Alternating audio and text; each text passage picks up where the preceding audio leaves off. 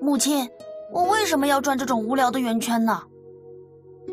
我讨厌跳舞。母亲，我喜欢骑在马上，在疾风中飞奔，或者拿起重剑斩落对面的强敌。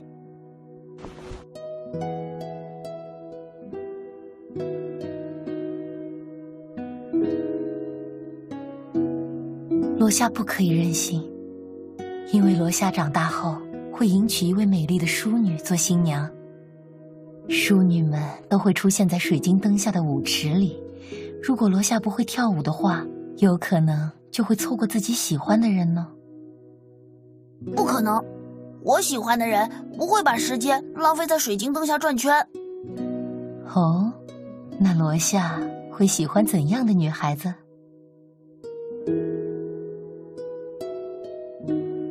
这个倒没认真想过。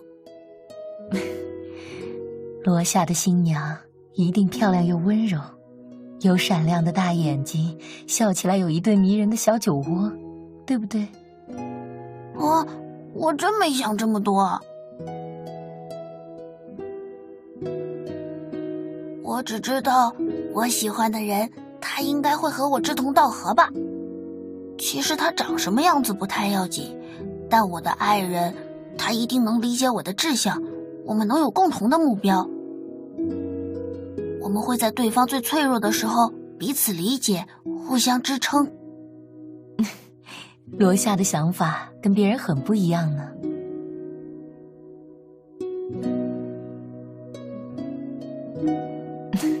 好了，不逗你了。罗夏，我知道你向来是个很有主见的孩子，但我还是想提醒你，人在一生中遇到一个自己真正喜欢的人是很难的，到了那时候你一定要把握住他。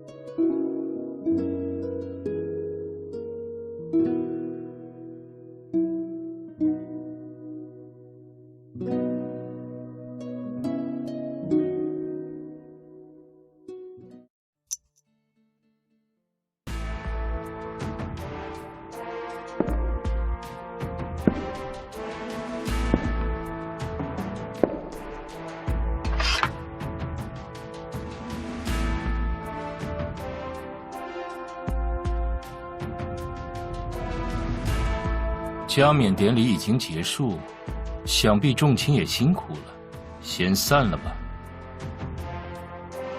请陛下保重身体，早些安歇。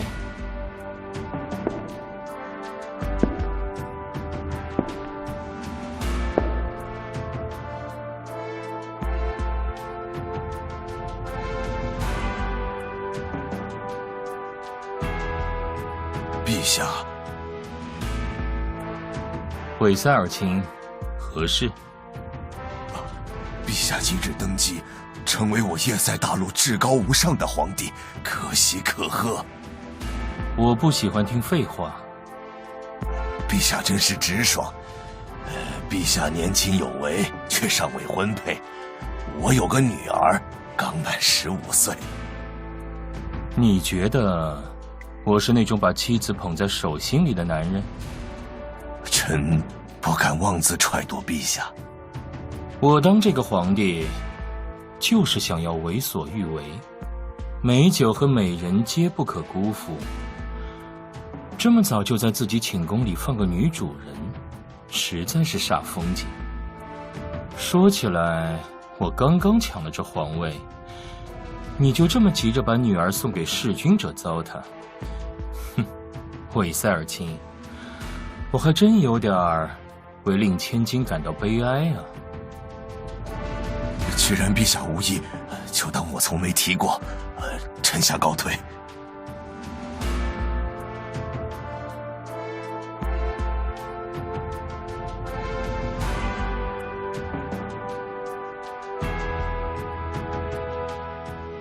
没必要拒绝维塞尔公爵，你可以考虑立后，历代皇帝都会娶妻。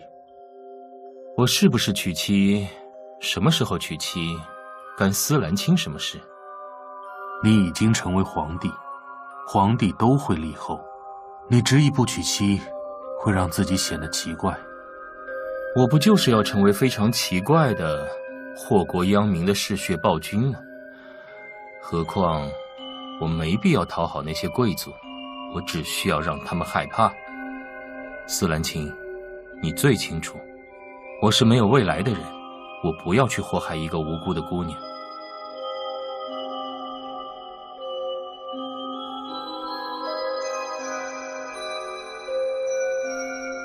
你必然要以王族之血献祭，催动将领法阵，但在此之前，你可以留下自己的后裔。挑选你中意的女性，与她生下你的后裔，你有这个权利。每个人都可以有私心，包括你。思兰卿，这个话题你不要再提，这是我的私事，似乎不归首席法师管辖。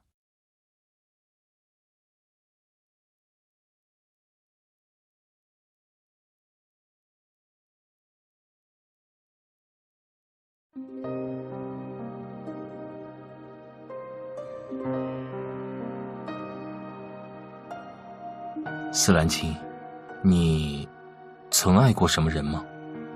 回禀陛下，这不在我的知识范畴内。思兰卿，我小时候母亲曾告诉我，人在一生中遇到一个自己真正喜欢的人是很难的。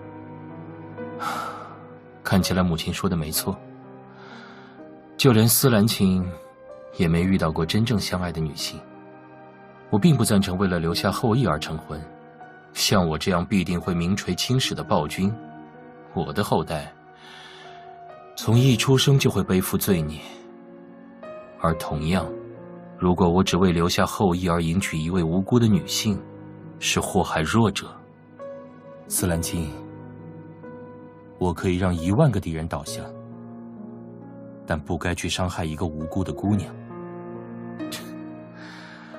说起来很可笑，虽然我是世倾喋血的暴君，但在对待女性的时候，我内心还残留那么一点骑士精神。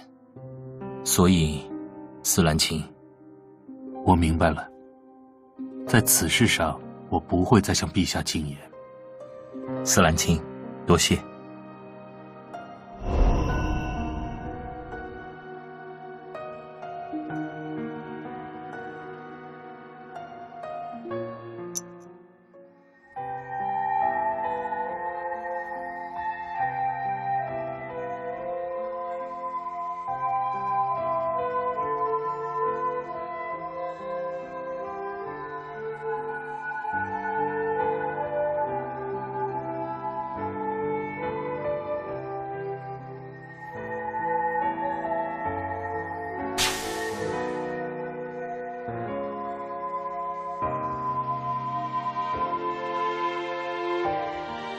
陛下，你没必要每天晚上都来窥探水镜，水镜中的目标你已经清楚，余下之事，请交给我和西林。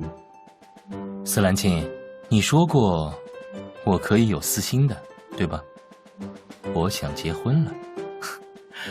我的意思是，我看中了水镜里这个异世界的女孩，我想娶她。陛下，她与白银骑士关系匪浅，而且她是我们降临法阵的祭品。我就是想抢白银骑士的女孩，等西陵的献祭法阵启动后，我抓到这个女孩，我就要娶她做我的新娘。你在增加计划外的变数，祭品就应该关在笼子里。如果我一定要任性呢？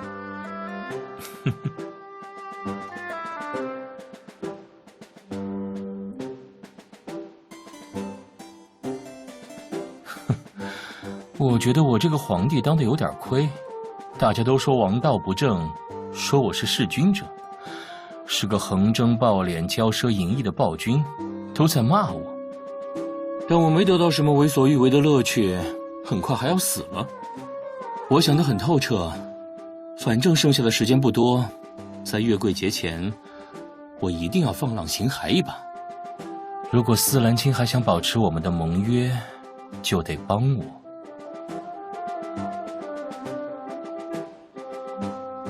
你是在以盟约威胁我吗？就非那个女孩不可？非她不可。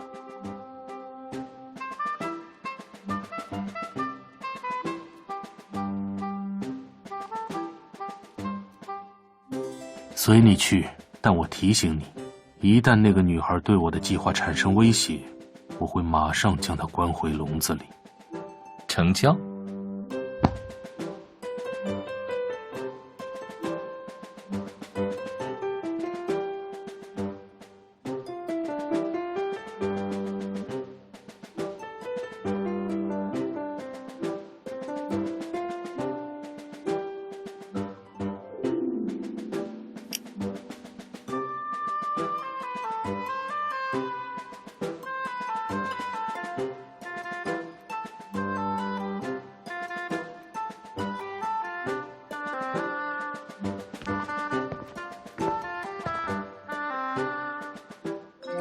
我刚刚偷听到了陛下和斯兰冕下的谈话。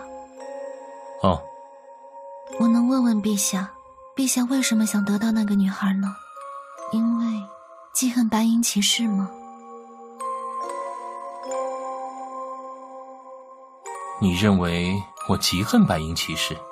哼，在你看来，我就不可能真心喜欢上一个姑娘吗？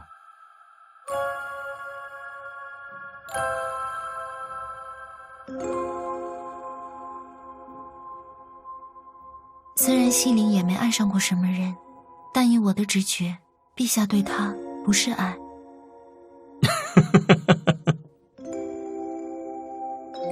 我讨厌看他们在一起。没错，每次从水镜中看到白银骑士和那异世界女孩的相处，都让我心里很不愉快。本来这些无意义的场面我不看就好了，但不知道为什么，我离开之后就会想，那个异世界的女孩现在在干什么？我不想去分辨什么是爱，但我是皇帝，我有皇帝的特权，所以我要把那个异世界的女孩据为己有，连思兰都不能阻拦我。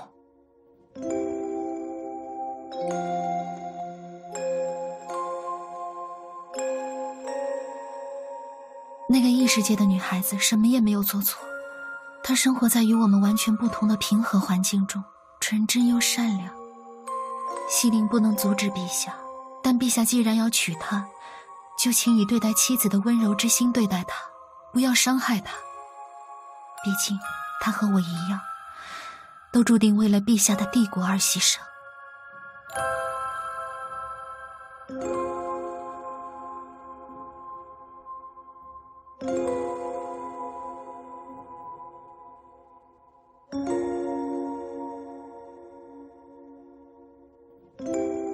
只要那个女孩听话，我不会对她做太出格的事情。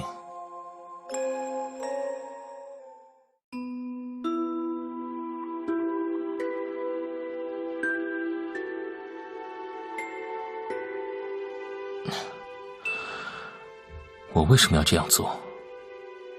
明明从一开始就做过决定，会一个人走到最后。我到底在期待什么？或许只是希望，在最后的日子里，我回到这间大房子的时候，不是一个人。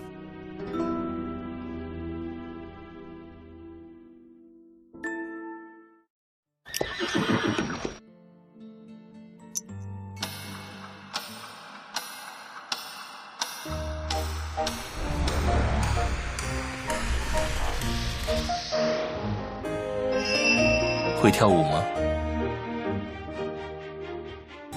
皇家的订婚宴上有固定风俗，准新郎要邀请准新娘跳一支舞。如果不会的话，跟着我的步子转圈就好。反正你不是很重，就算踩到我的脚，我也不会生气。你可别仗着这句话故意踩我的脚。要知道，皇帝的忍耐力都是有限的。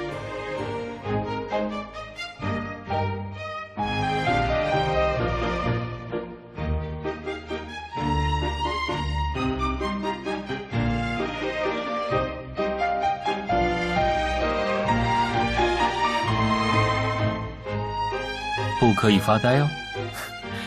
新郎站在面前的时候，新娘可不要走神。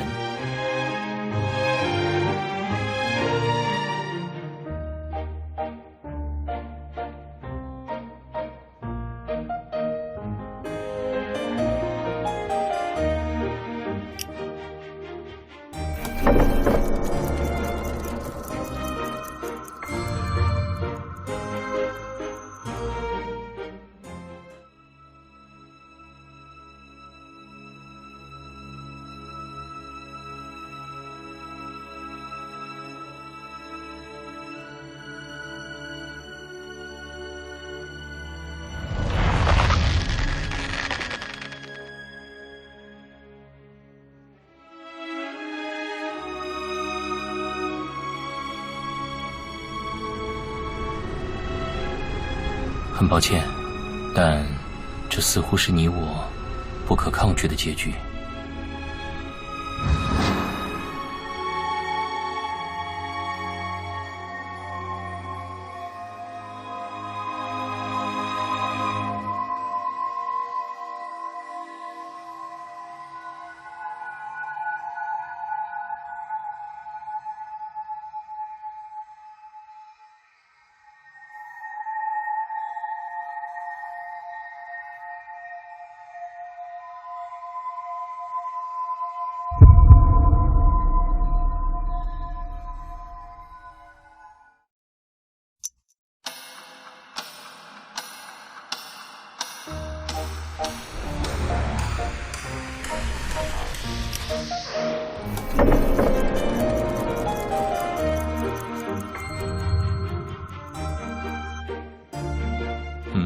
为什么你会觉得我不喜欢跳舞？叶塞大陆的贵族无论男女，从小都要学跳舞。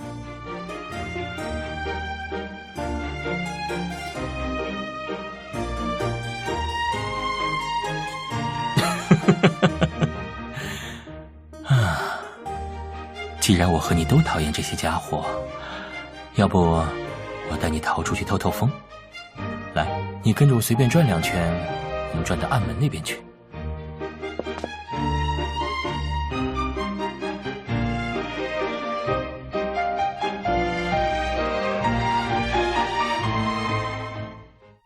暗道灯光很暗，你握住我的手。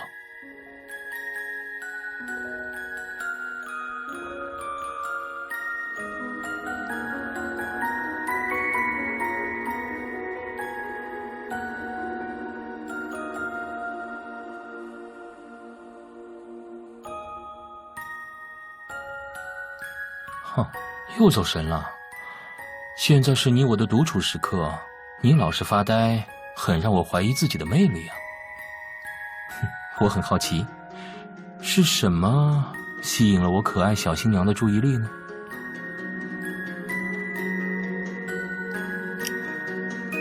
你喜欢看星星吗？我没有心思去看星星，因为地面上的人才是我的子民。你看，这条主街叫兰谢大道，穿过帝都的所有车马都要从这儿经过。后面那条小巷被称为鲜花巷，春天时那条小巷里的人家，每一家都会摆出家里栽培的鲜花放到门口，争奇斗艳。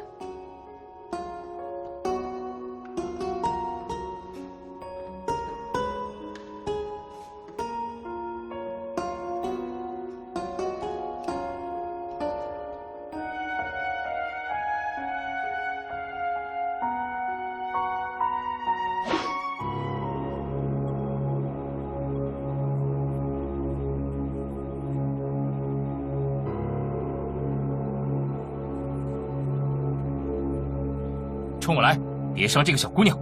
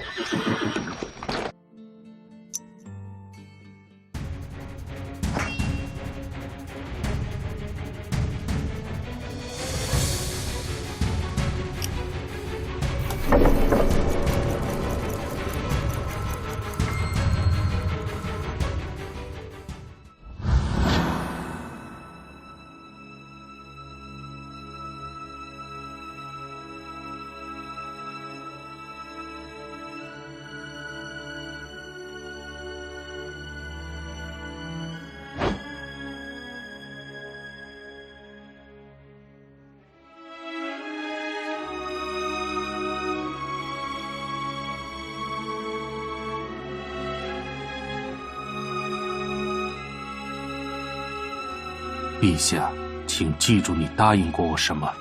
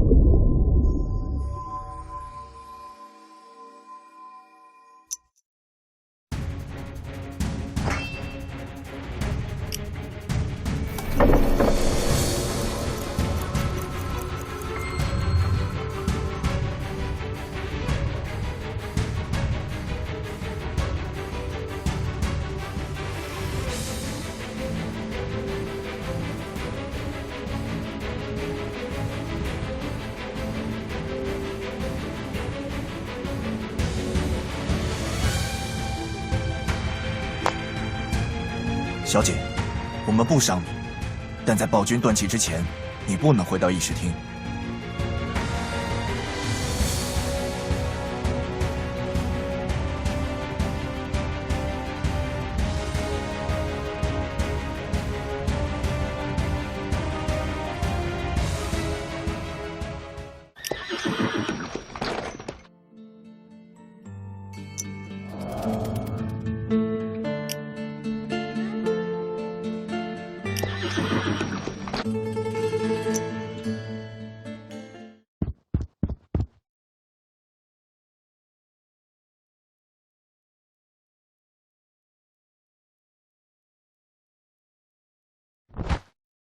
哟，能看到我的小新娘为我着急成这个样子，遇到埋伏也不算晦气事了。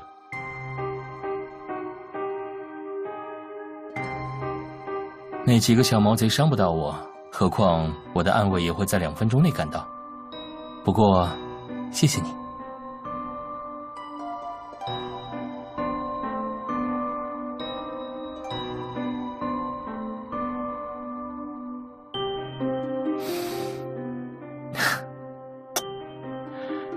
谢谢你，真心实意的为我担心。然后，你的头发很香。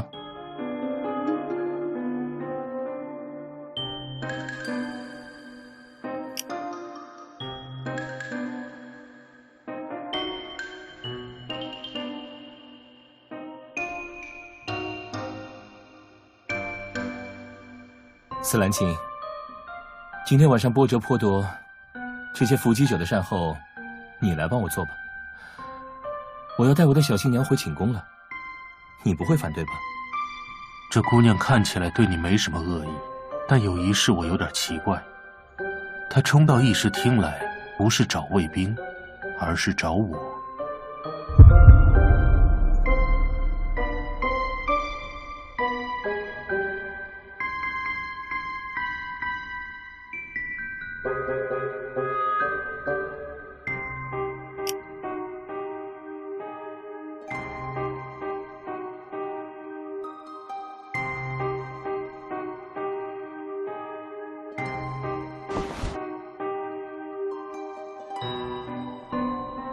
思兰卿，你又把我的小新娘吓坏了。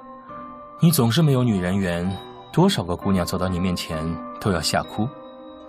是我让她来找你的，当然，我只是让她赶快回去，免得在我身边变成拖累。不对，我可爱的新娘怎么会是拖累呢？我只怕刀剑无眼，万一伤了我可爱的新娘，我会心疼的不行。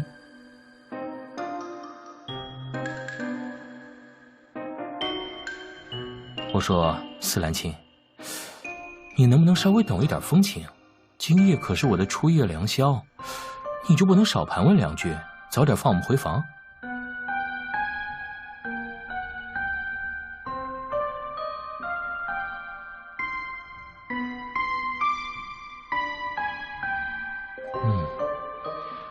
这个煞风景的家伙终于走了，我终于可以带我的小新娘回寝宫了。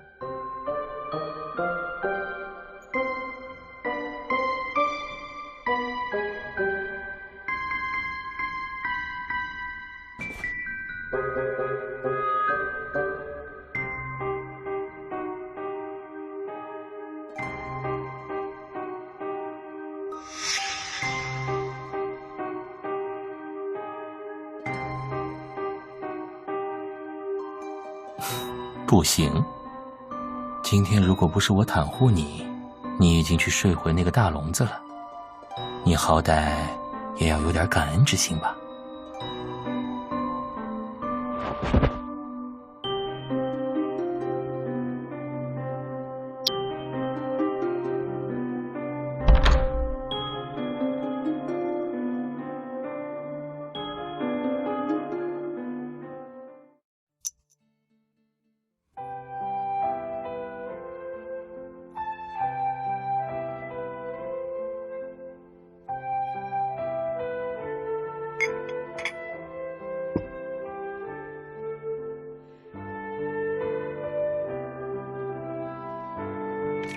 现在只有我们两个人了，我觉得我们应当坦诚相待。你还要装弱女子吗？我来教你怎么演。害怕被侵犯的弱女子，此时应该双手交叉，护在胸口。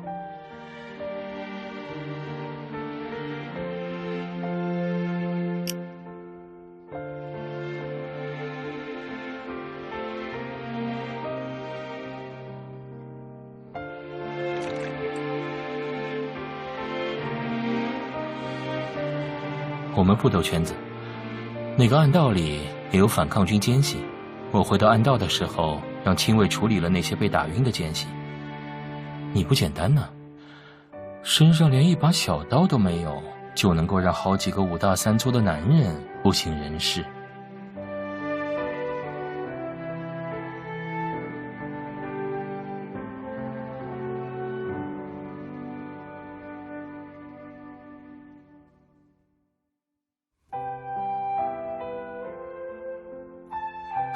我们之间没必要那么见外吧？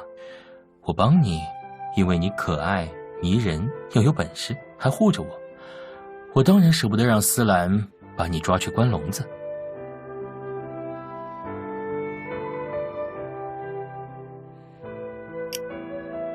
我相信你不是我的敌人，否则在露台上，我那不设防的后背就是你最好的机会。而且我会看人的眼神，我身边有太多想要我死的人，而拥有你这种眼神的人，和那些人不一样。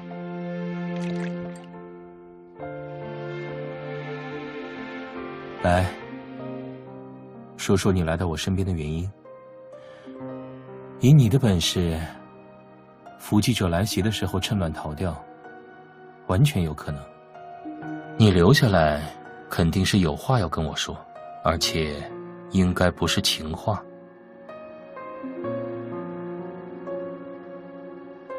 当然，如果你想对我说情话，我也很乐意听。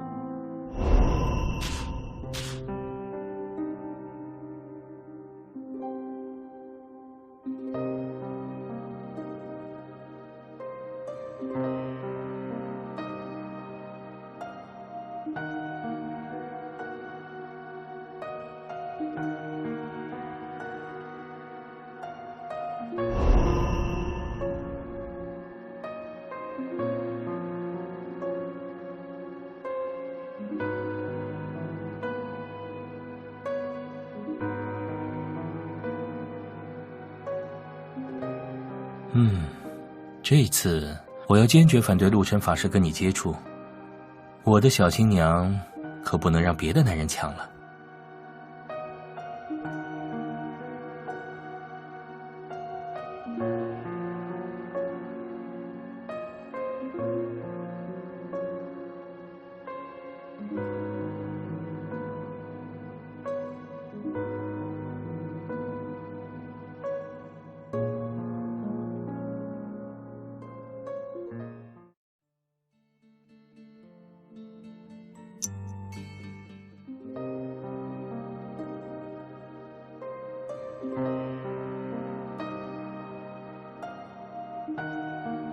你的故事没有太大的可信度。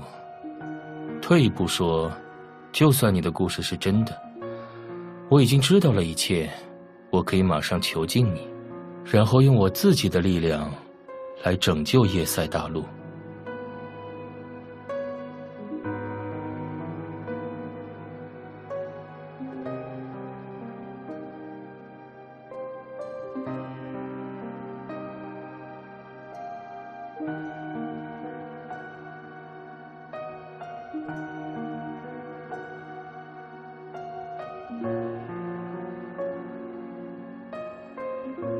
用你自己来要挟我，真是个厉害的小姑娘。说吧，你要我怎么帮你？是让我处死陆晨，还是直接跟思兰反目？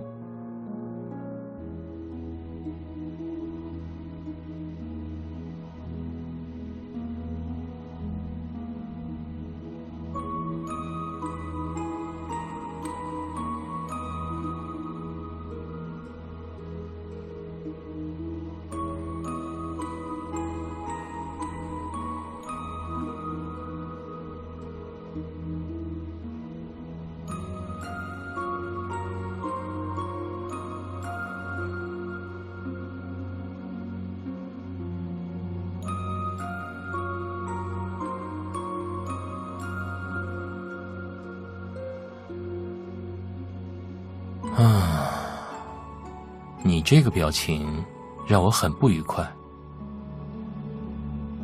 只要一提到白银骑士，你的眼神就变了。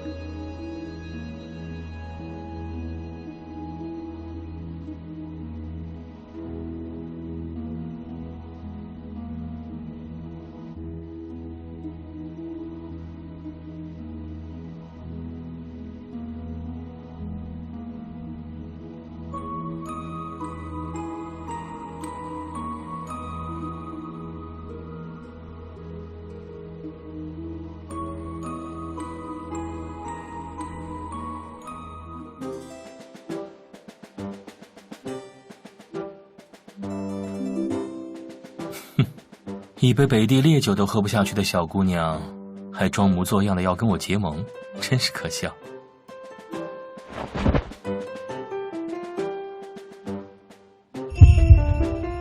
总觉得比起跟你正儿八经的讨论什么旧时盟约，不如抓紧时间做点新婚之夜该做的事情。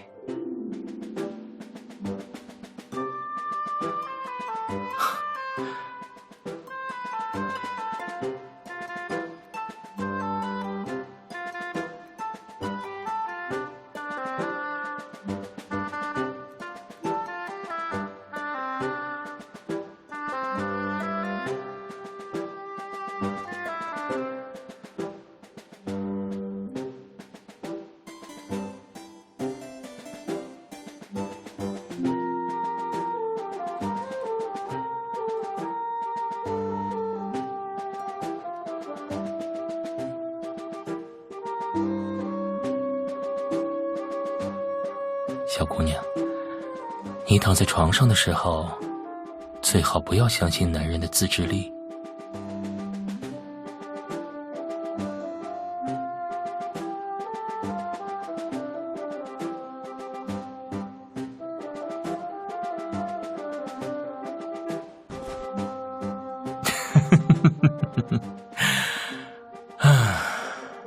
喏，带上这个。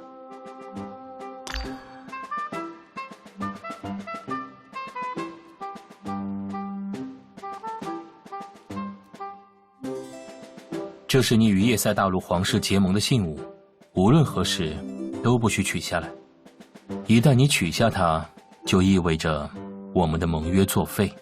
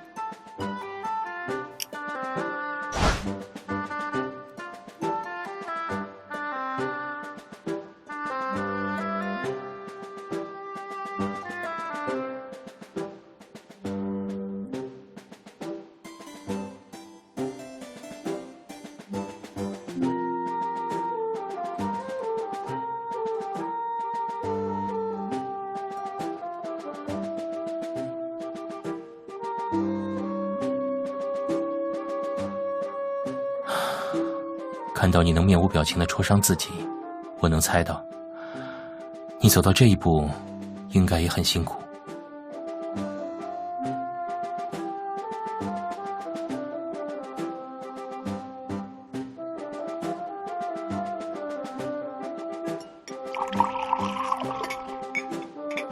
为了庆祝你与叶塞大陆暴君的盟约结成，再喝一杯吧。虽然你不擅长喝酒，但你必须勉强自己。你穿梭时空来改变命运，勇气可嘉。之后你也会遇到很多让你难受的事情，不得不勉强自己。对比你未来将经历的苦难，喝一杯北地的烈酒，已经算是非常简单的考验了。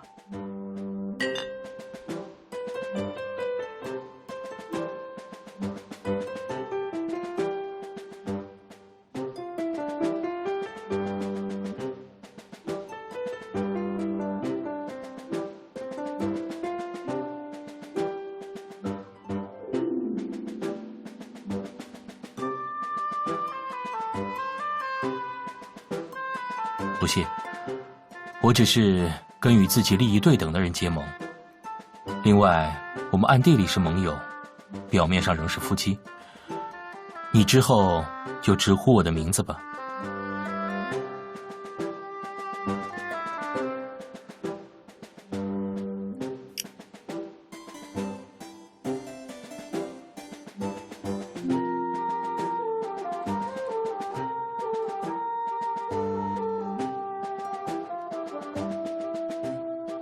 不要，你是我好不容易抓来的可爱小新娘，我当然要逢人就炫耀。好生气呀，好想当个纵情声色的暴君。那现在我就可以抱着我的小新娘钻到被窝里去了。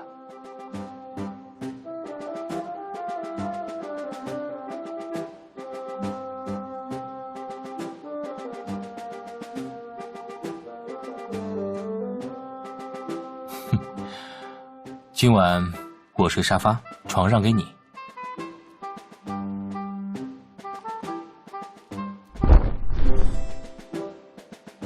白银骑士之事，我们明日再商议。今晚先好好休息吧。床头准备了你的睡衣和明日的衣裳，另外，你拉开帷幔的时候，最好整理好衣服。怎么说，我也是个正常男人，不要在我面前太没戒心。我猜，你也不想你那曼妙的身材被我看到吧？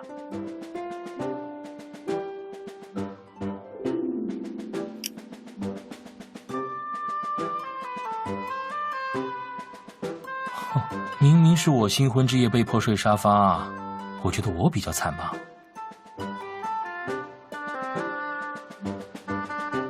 好了，不再逗你了，晚安。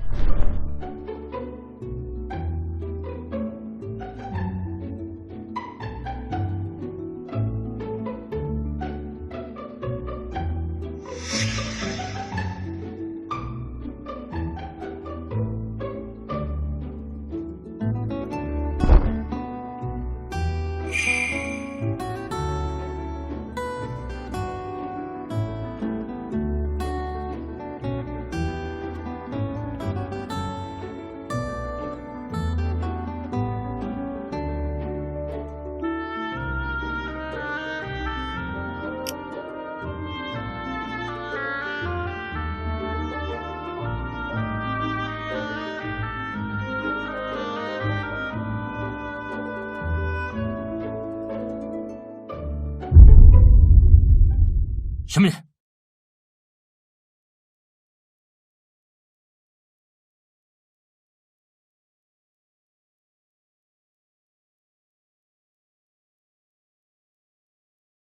不好意思，毕竟这是第一次我睡着时房间内有人，我还不习惯。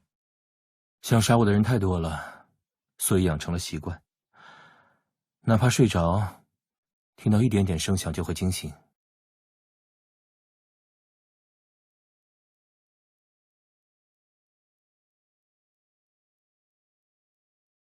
没吓到你吧？果然娶了新娘能有好福利，好久没睡到大中午了。唉，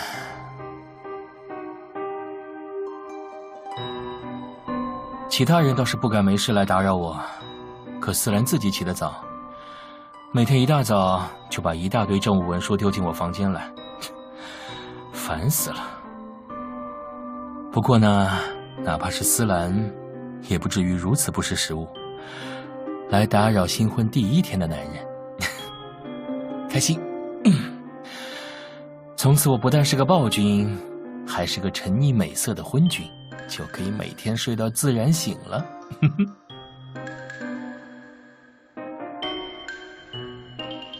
哎，你饿了吧？我让侍从将早餐送进房间来。不出门，因为我刚娶了可爱的小新娘，我在房间里待得越久，就表示我非常宠爱我的小新娘，这样白银骑士才会着急。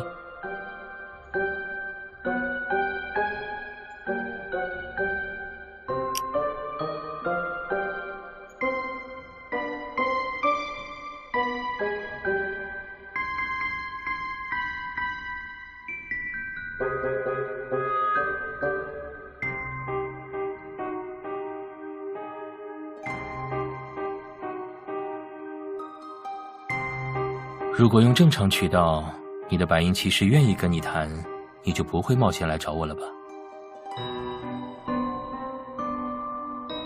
你能穿越时空，按理说，作为时空旅人的你，知道这个大陆的很多故事和过往。那么，你也应该知道，我曾经在水镜里偷窥过你和白银骑士。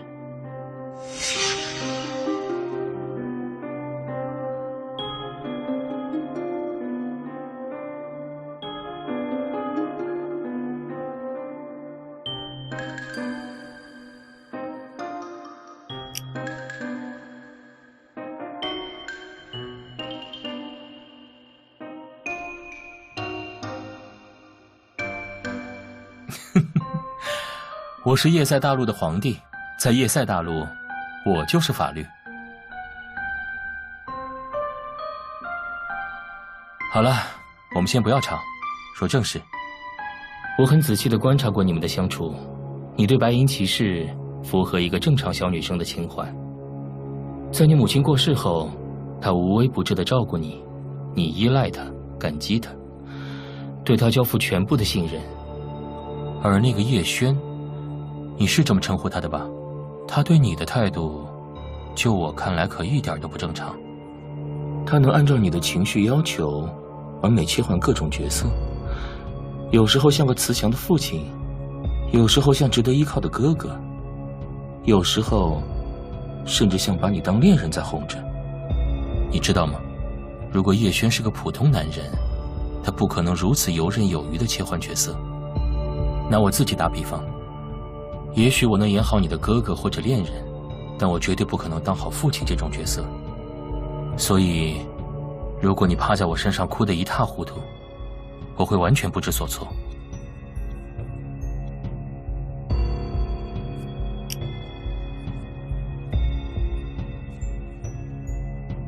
你发现了吗？叶轩对你的反应太不像一个正常的、真实的人。所以我肯定，他根本没有用人的心来应对你，而是用经验来应付你。虽然直接这样说出口有点伤小姑娘的心，可是我必须直白地告诉你，你从来没走进过那个叶轩的心里。他对你百依百顺，照顾你，哄着你，实际上你只是他需要应付的人。我知道你全心全意地相信叶轩，但我希望你能认识到，你对他并不重要。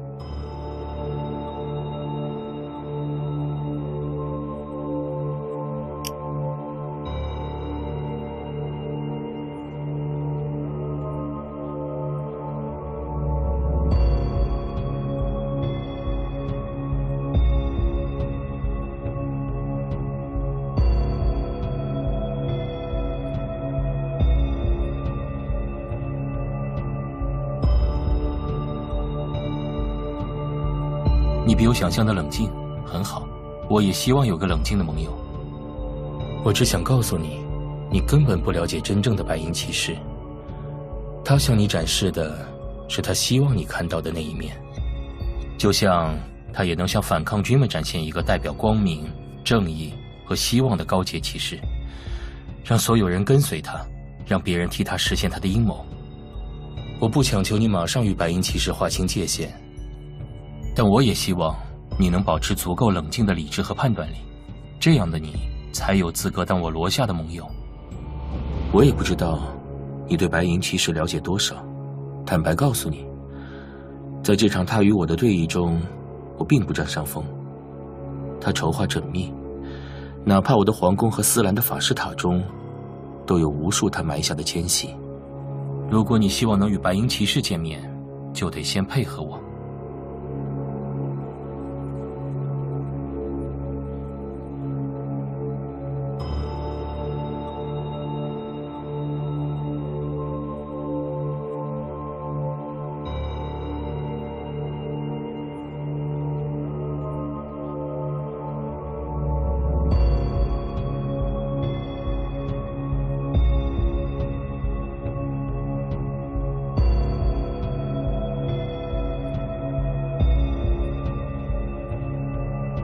别那么难过，你我不过是演一场昏君宠妃的戏码罢了。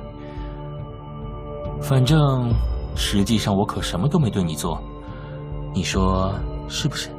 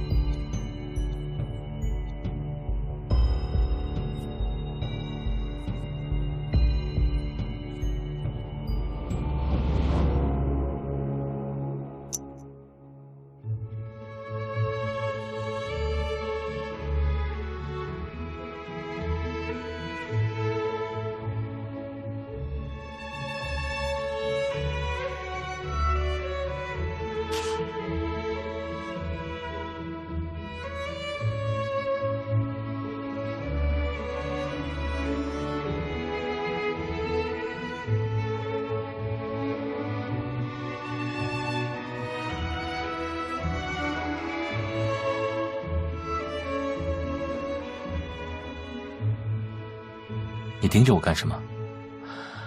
原来你在看这个徽记，没什么好猜的。我出生在银雪城，我亲生父亲是银雪城城主。我14岁的时候，银雪城被冰蝶吞没，我被送来帝都，被上任皇帝，也就是我的亲叔叔收养。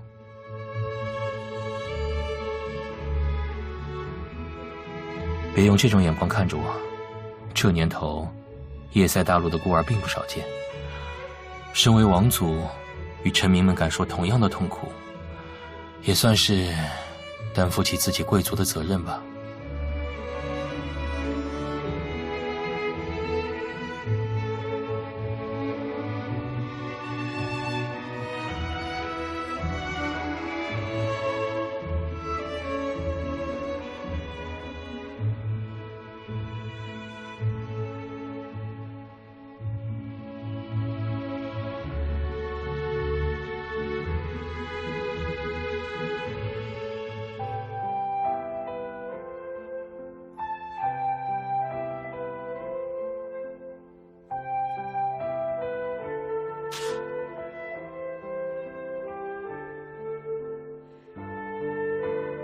你真的很特别，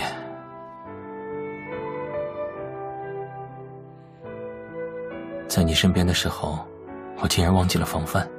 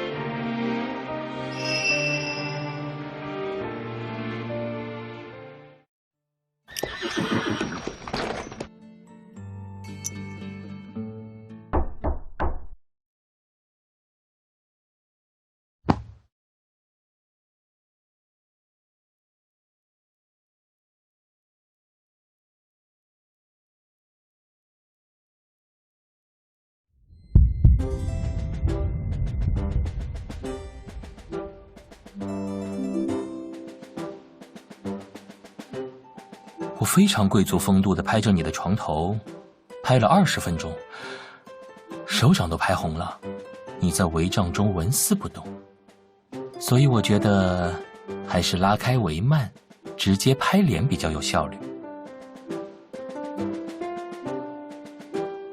哼，才不要！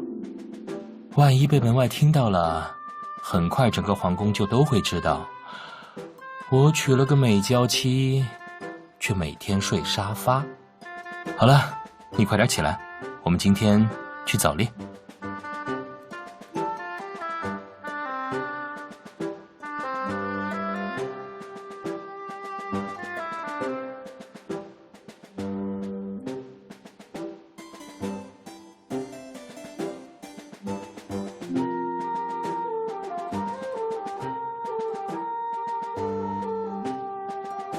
因为早恋可以坐着皇家御辇巡游，巡游就能向所有的贵族和平民炫耀我的可爱小新娘。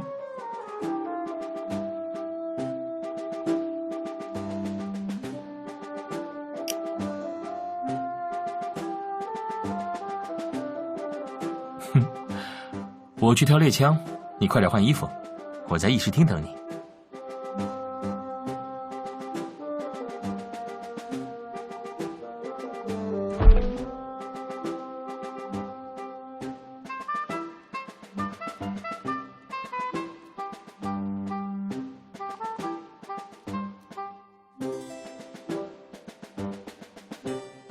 猎场和城郊别院的清理，就拜托司兰卿麾下的法师们了。对了，陆晨卿，拜托你今日在皇宫值守，不要出门。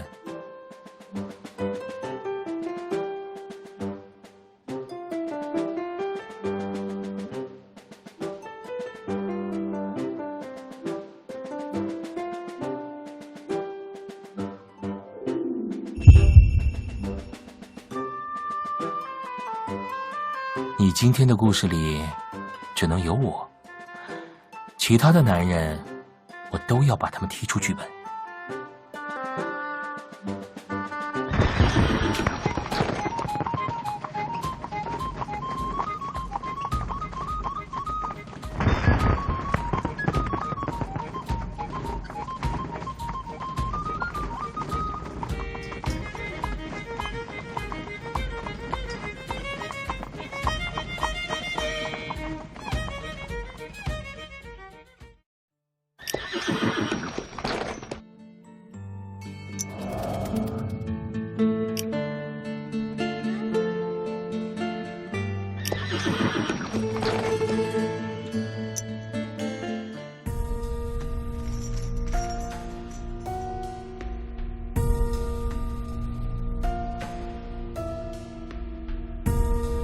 猎场清理干净了，很好，把他们带去别院花园，将花园也清理一下。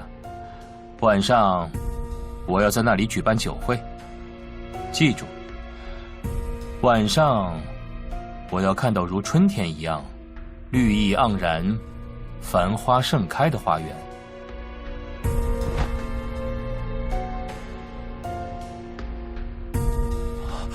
陛下，清理猎场的冰雪已经让这些法师们法力透支，若是再用法术清理皇家别院，可能会突破极限。陛下，罪臣恳求您慈悲为怀。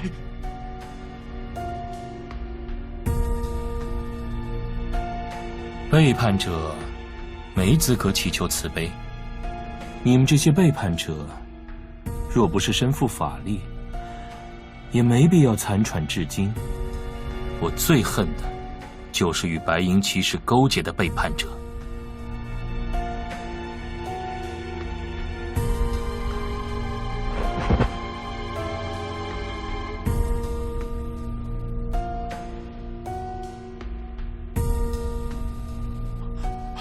美丽的小姐，我知道您是未来的皇后，求求您，求您帮我们说说话吧。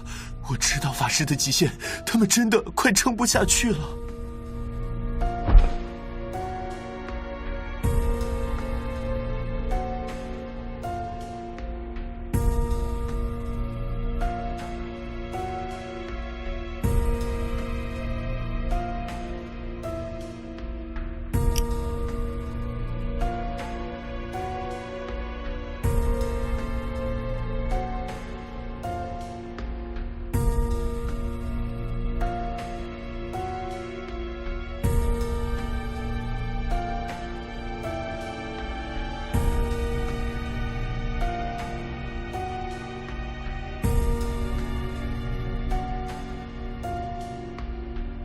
你又忘了我们的约定，你应该说我是罗夏的人。整个叶塞大陆，只有你有资格喊我的名字。整肃者，你们要好好看守这些醉囚法师，让他们一刻不停地清理我的花园。如果有反抗的，就直接砍头。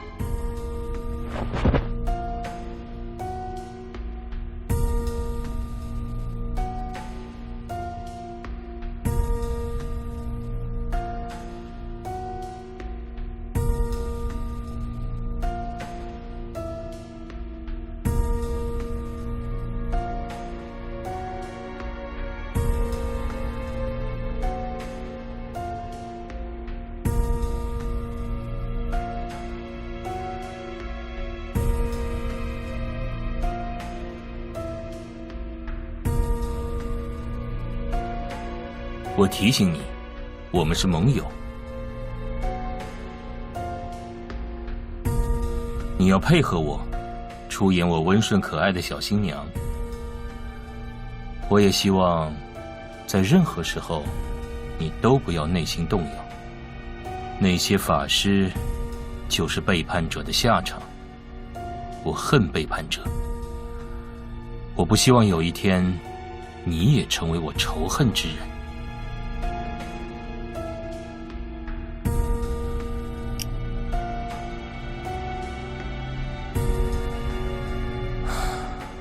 算了，我们这个话题有点沉重，还是先找找有没有狼吧。我得多猎几头狼，给那些拍马屁的贵族们减轻点压力。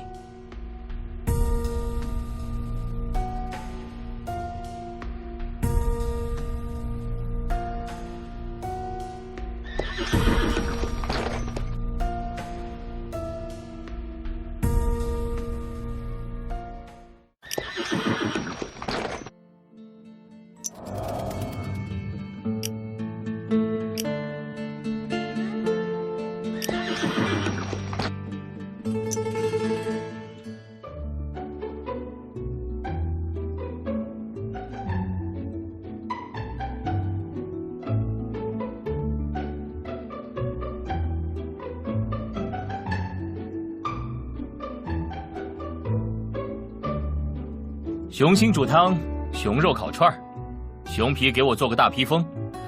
当然，别忘了选最好的皮毛，给我的小新娘做个熊皮围脖。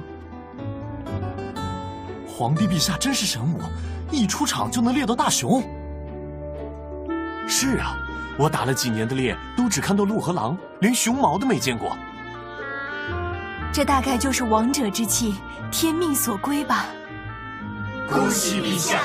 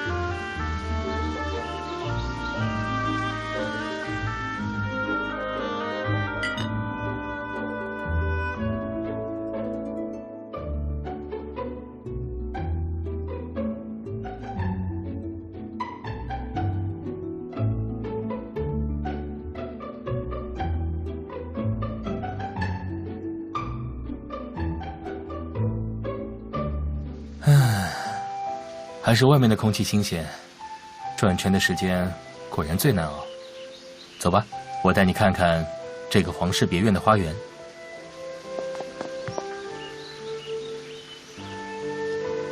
我14岁来到帝都，最喜欢的就是这个城郊的皇室别院花园。这里到处都是绿色，可以让我忘记雪，忘记冬天、寒意和死亡。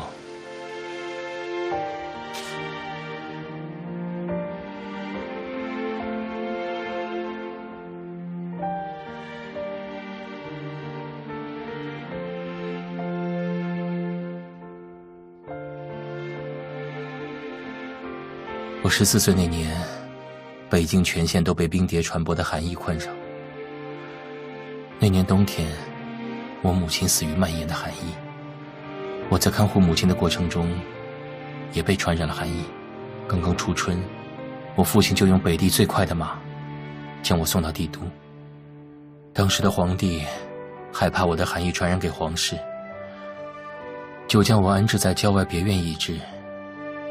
那段时间，我大部分时候都高烧昏迷，偶尔有点力气，就会走下楼，在这个小花园里坐着。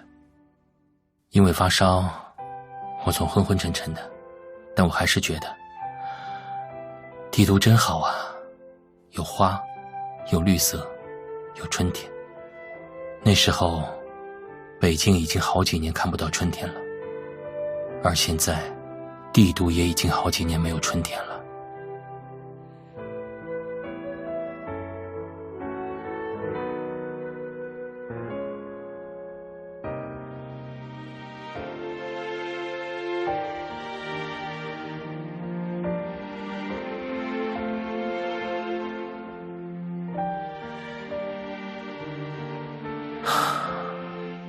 可我依旧希望叶塞大陆的人们能看到春天，哪怕在我到达不了的地方。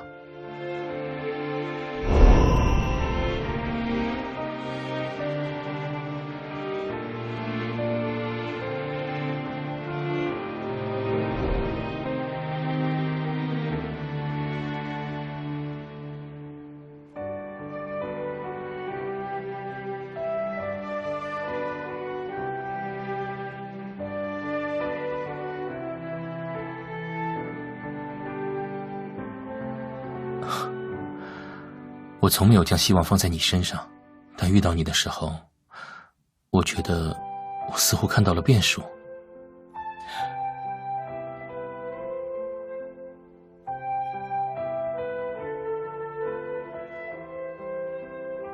你不会以为我与你结盟，只是想骗个小新娘陪我玩吧？我是认真的，因为我从你身上闻到了春天的味道。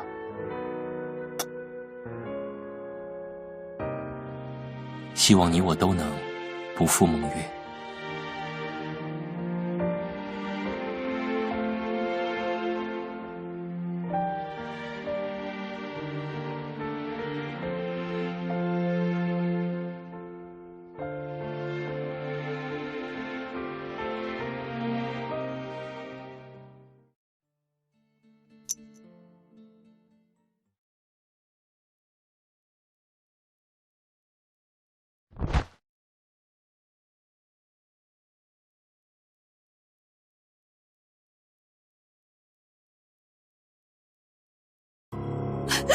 年轻的皇后，你一定能体会女性的爱恋之心吧？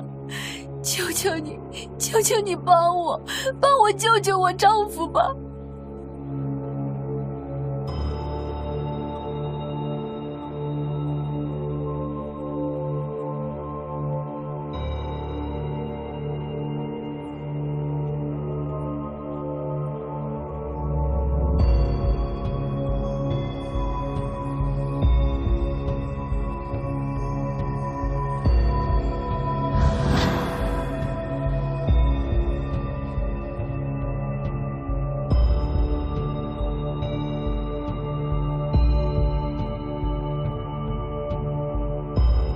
皇后，救救拉尔夫，救救我的爱人！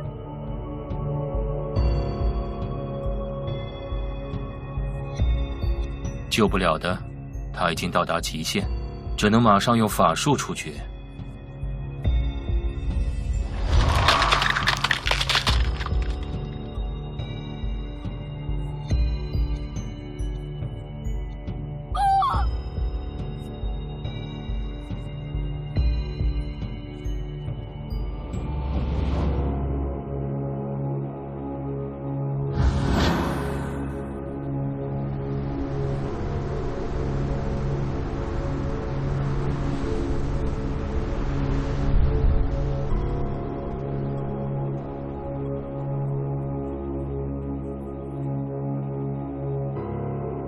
他死了，拉尔夫，我的爱人，他死了。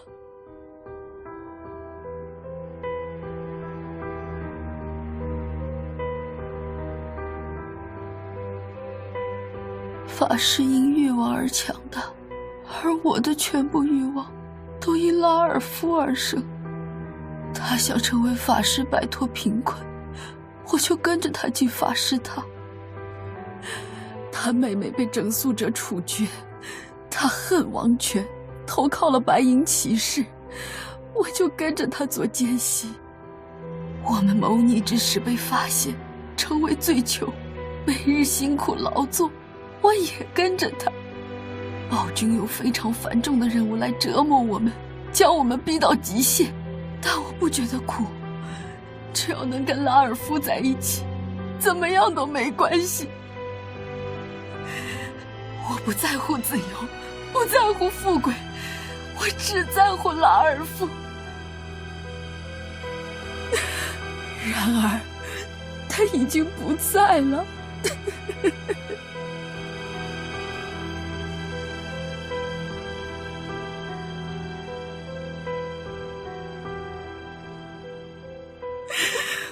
我的爱人不在了，但暴君带着他的美娇妻，在拉尔夫灵力和性命堆成的花园中散步。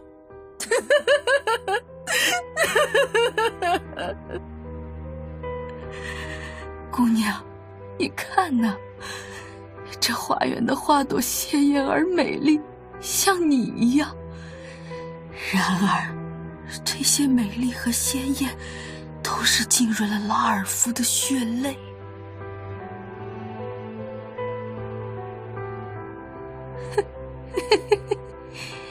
吃着血和泪长起来的花，是不会长久的。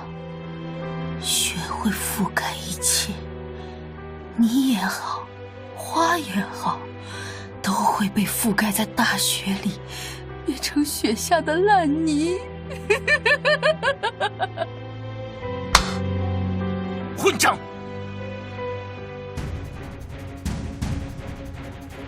关他什么事？将这个女人，不，将今天所有清理皇室别院花园的法师，全部都马上斩首。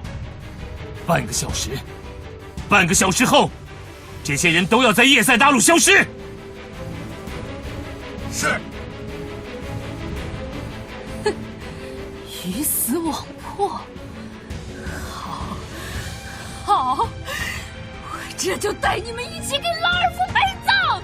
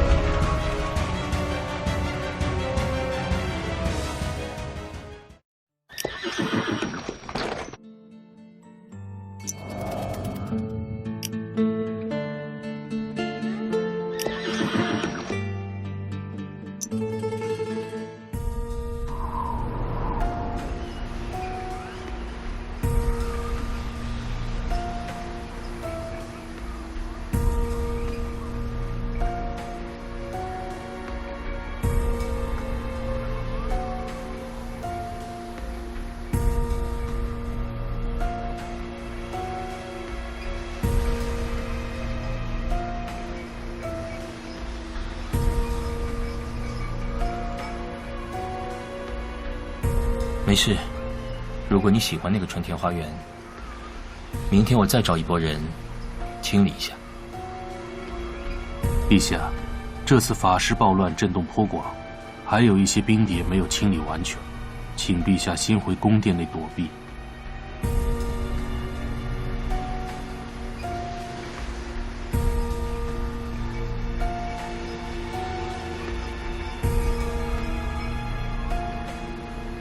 另外，法师的不稳定性，陛下是知道的。这种为博美人一笑而触怒法师之事，还请陛下慎重。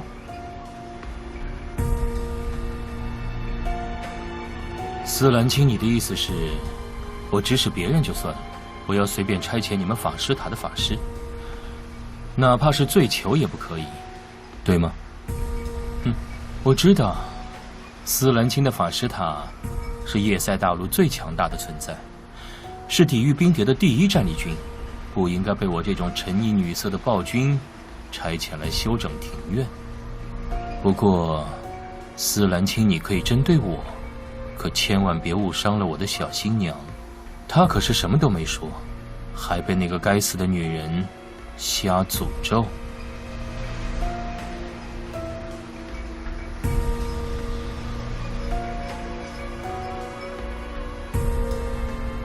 我没这个意思。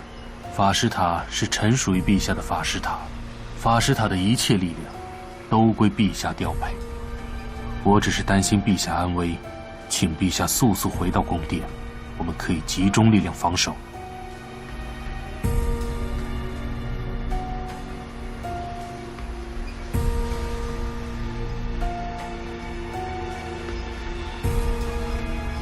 皇帝陛下和神女阁下，看到你们安然无恙，实在太好了。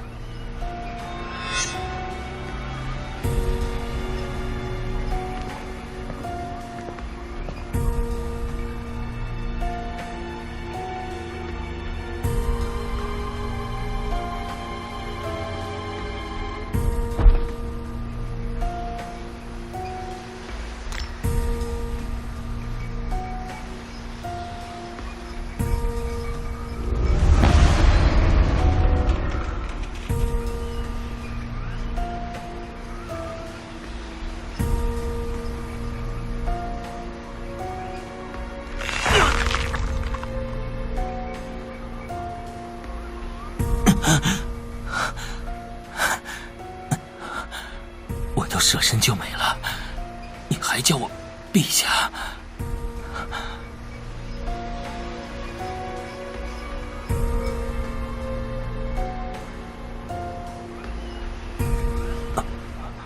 我在，会没事的，我会保护你。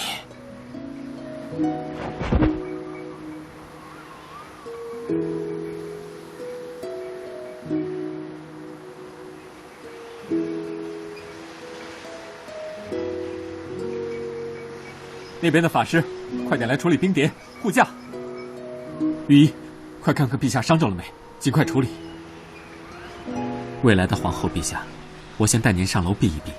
大厅人多杂乱，可不能让您再有损伤。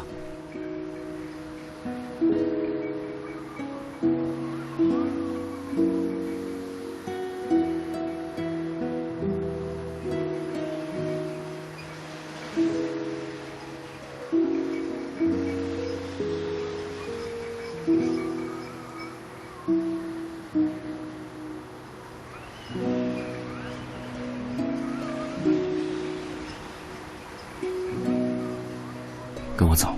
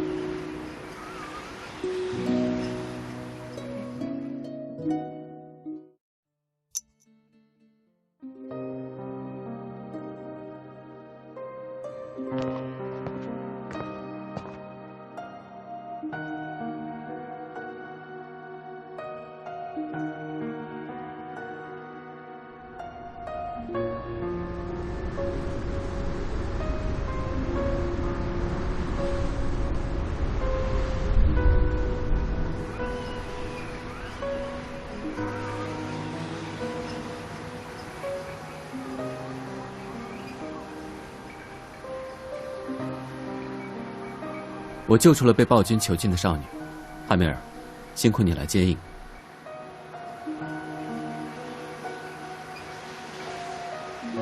白银骑士，您果然是无所不能的。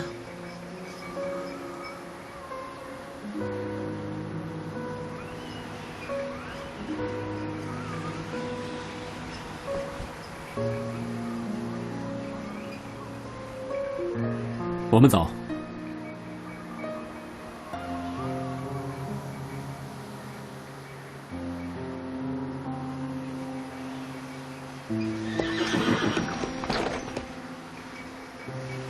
害怕，我会带你离开那个噩梦般的暴君。如果坐不稳，就拉紧缰绳，也可以回身抱住我。喂，小姑娘，你怕跌下来就抱紧马脖子，可别对白鹰骑士不敬。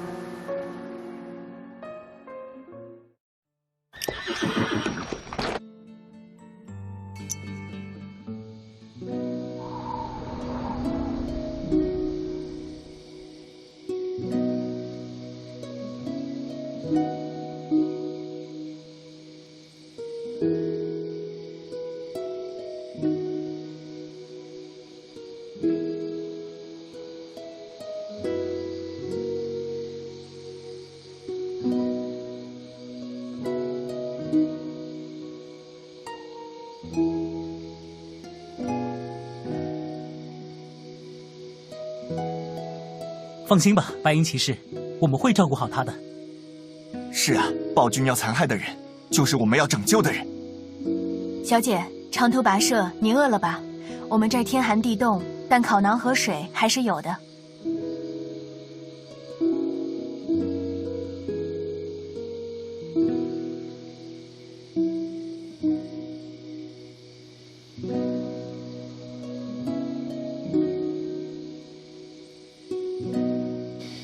这个帐篷可是我们营地里最棒的了，白鹰骑士特意为你挑选的，肯定比不上暴君的皇宫，但不管怎么说，能睡得安心。你回去之前就住在这儿，白鹰骑士说他会尽快送你走。白鹰骑士一向说到做到，你不用等太久的。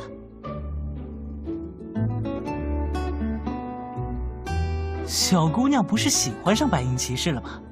不行不行，白鹰骑士那样的大人物不会喜欢你这样的小姑娘的。如果你实在想开展一段异界情缘，不如考虑我哦。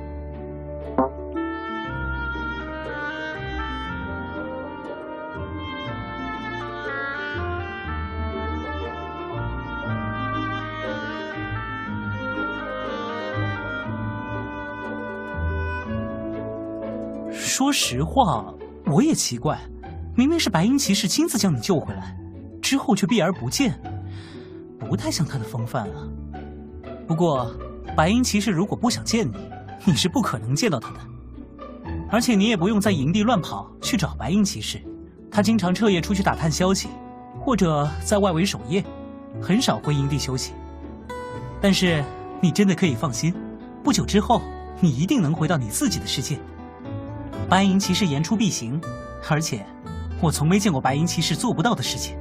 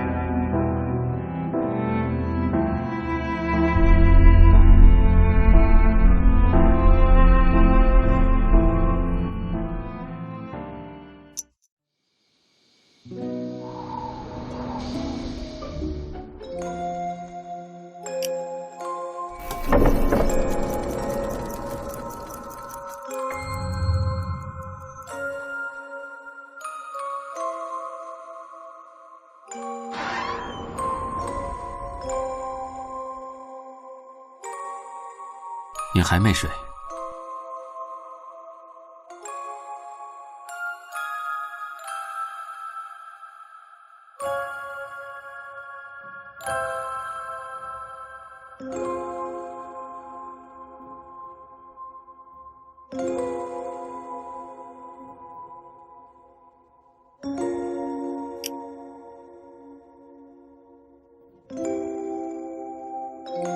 很抱歉，我听不懂你在说什么，我也不认识叶轩。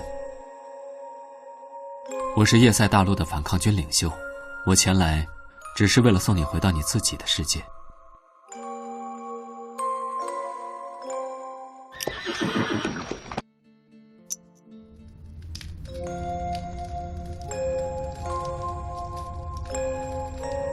我不是叶轩，但我会送你走。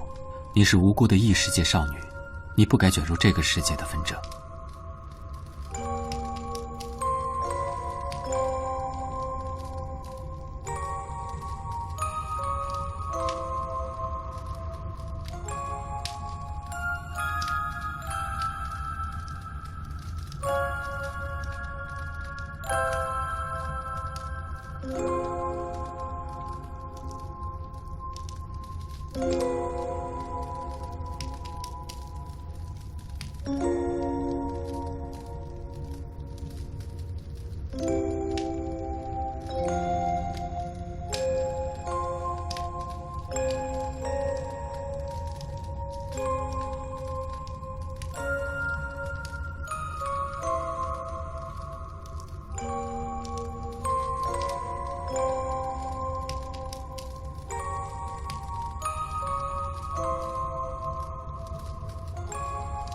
你是不是跟那个皇帝戏演的太多了？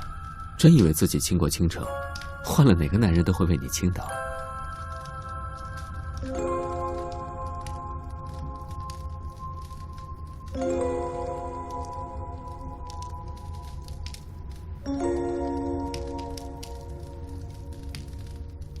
好吧，我承认，我是叶轩，我不欺骗你，我也希望你听我的话。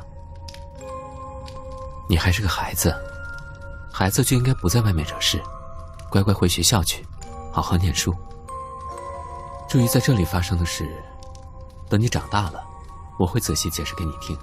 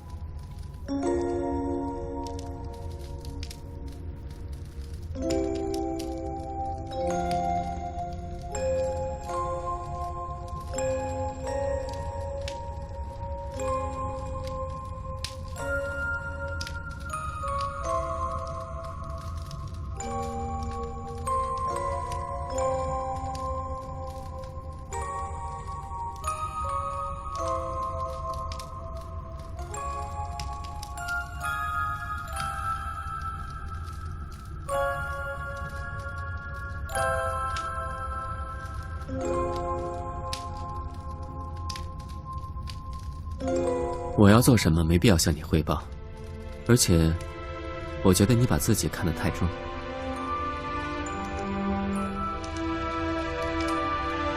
请你清楚，我照顾你只是受你母亲所托。你母亲不是普通人，她曾有恩于我，而你如今操纵化灵的能力，应该也是承袭你母亲的血脉。但你母亲的愿望是希望你成为一个普通的人，远离是非和纷争。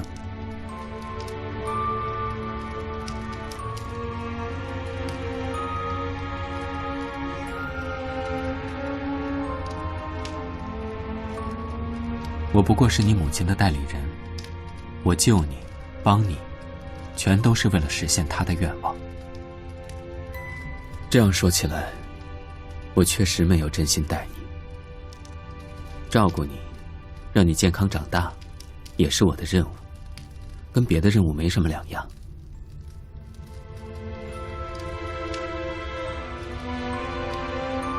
不要试图影响我，从过去到现在，到未来，你都不可能扰乱我的心。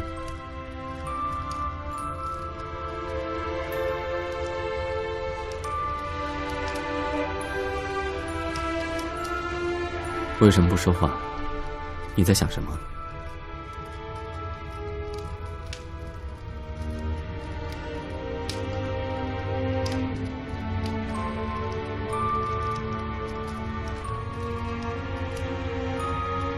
你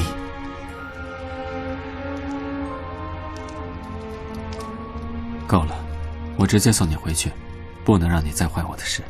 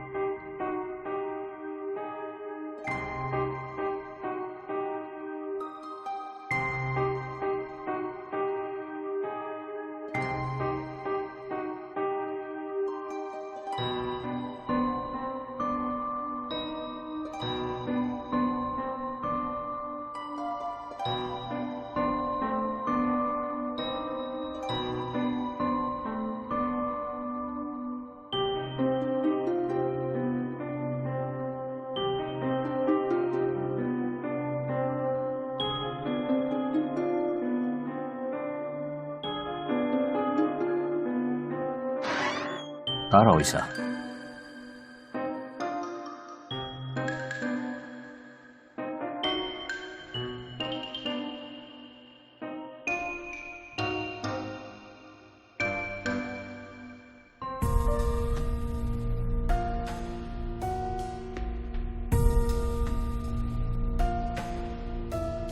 我有点事想找白银骑士。我们出去聊。没必要避开你的小美人吧？我们应该让可爱的小皇后知道，她的情人是比她丈夫更卑劣的存在。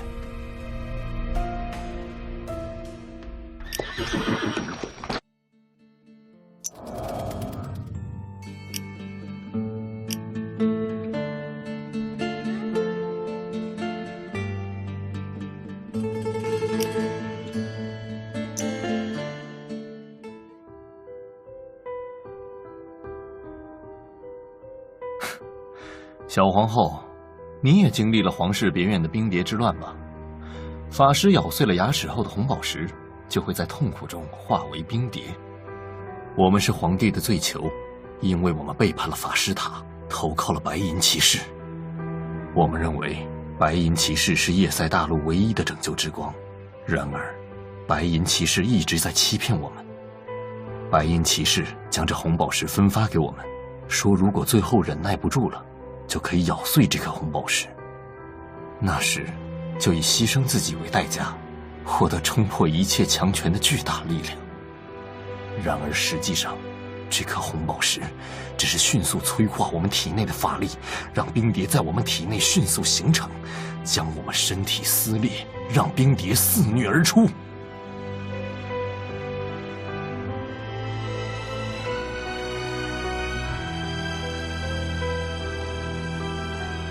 冰蝶过处，生灵俱灭，哪怕最可怕的暴君，也敌不过冰蝶的风动。带着你们愤怒和怨念的冰蝶，会摧毁一切，包括你们憎恨的强权。这是冲破一切强权的巨大力量，我并没说错，何来欺骗？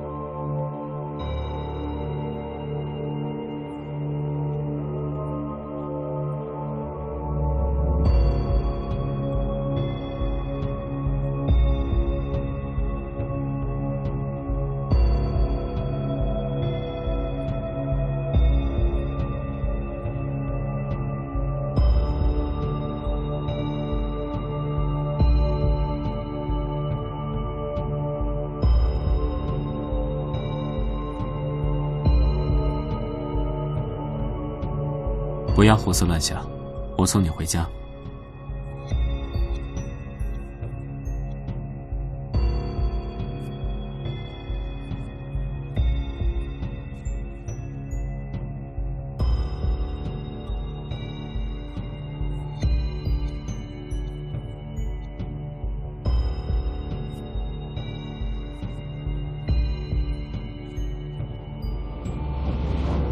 我并非不敢与你交手，而且，若我们在反抗军营地战斗，惊动了他人，所有的人都会来帮我，而你，是皇帝的奸细。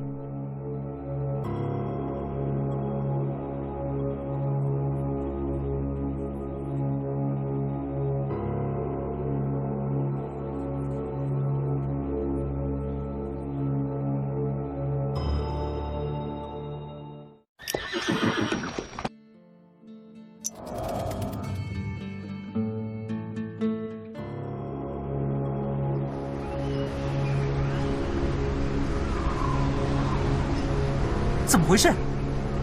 抓住他，不过别伤他太重。是。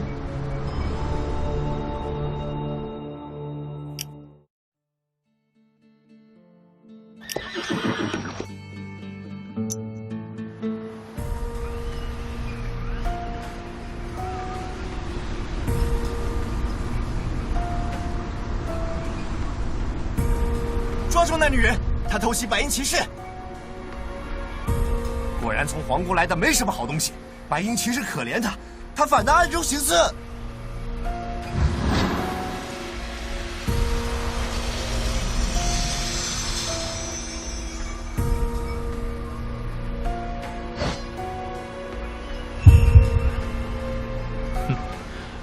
看起来我的小新娘有麻烦了。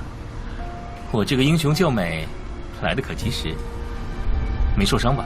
这些不懂怜香惜玉的粗野男人，刀剑都往小姑娘身上砍，真不像话。不过还是我的小新娘有本事，这些普通士兵根本伤不到你。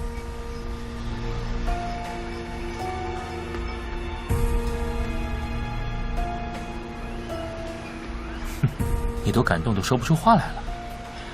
不用太激动，新娘被拐走了，新郎肯定急得跳脚，一定要找回来才安心。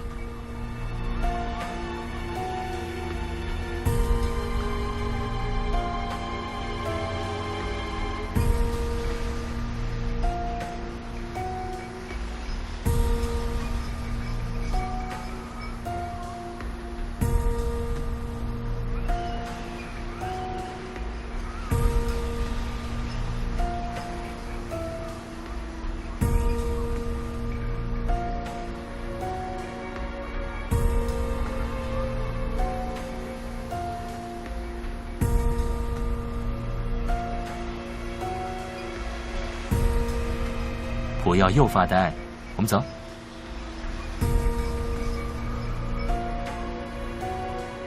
等一下，不要跟他走。你别忘了，他口口声声喊你新娘，而你真正的用途是成为降临法阵的血影。你要想清楚，虽然你不信任我，但那两个人是想要你的命。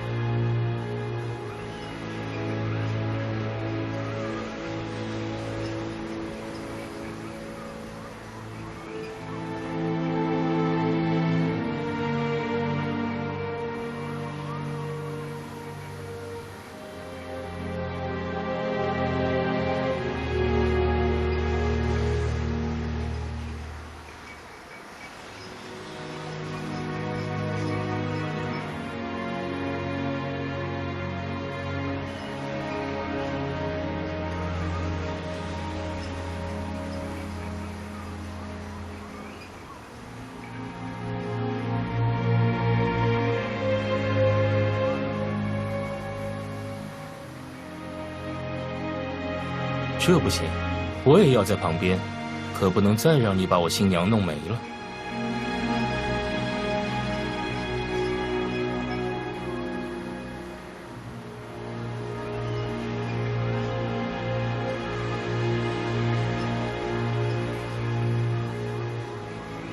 我很喜欢你的漫画，那个故事实在太可爱了。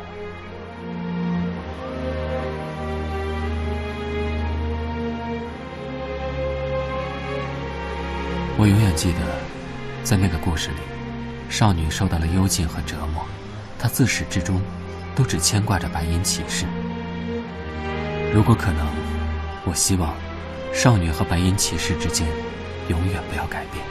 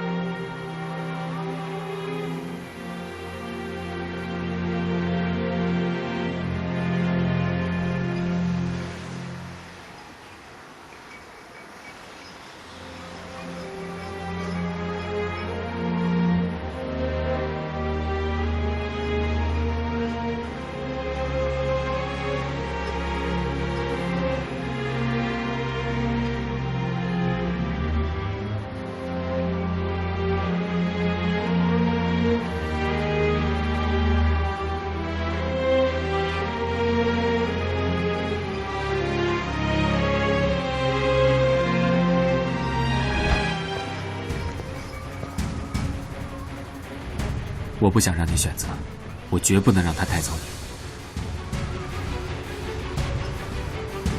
喂，我凭实力赢的，你这是强抢。不对，论强抢，我也不能输给你。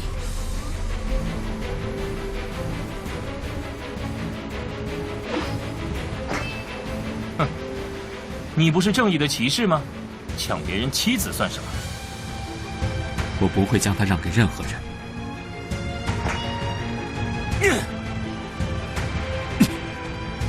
放箭！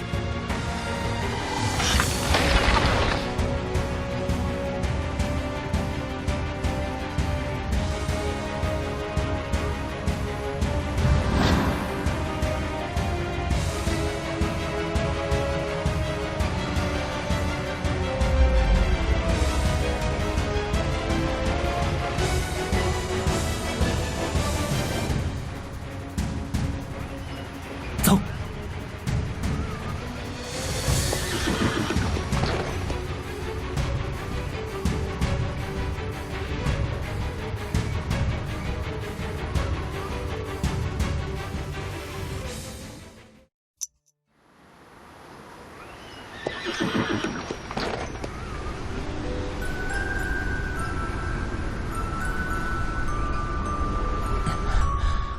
斯兰，你过来照顾一下他。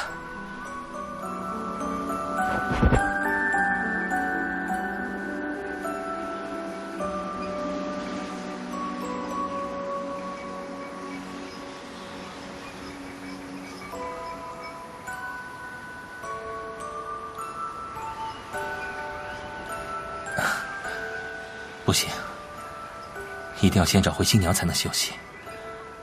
万一一觉醒来，你成了白银骑士的新娘，我这老脸往哪儿搁？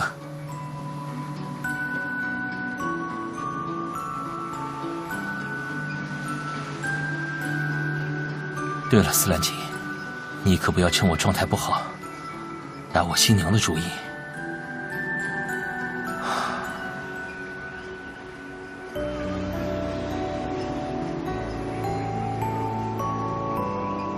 斯兰，照顾好她，不许伤害她。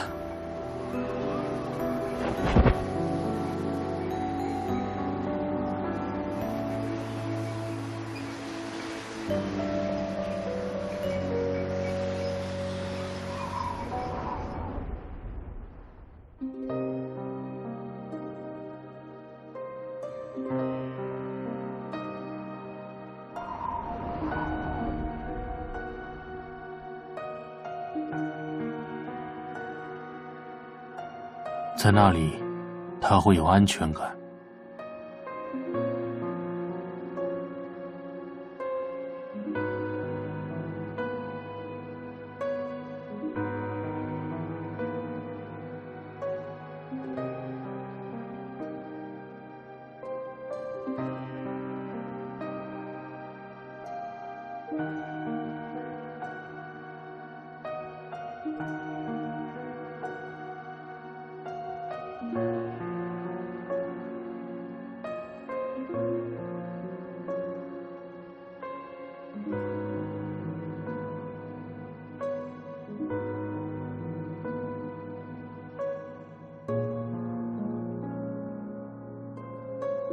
说实话，我都不知道苏西已经是法师。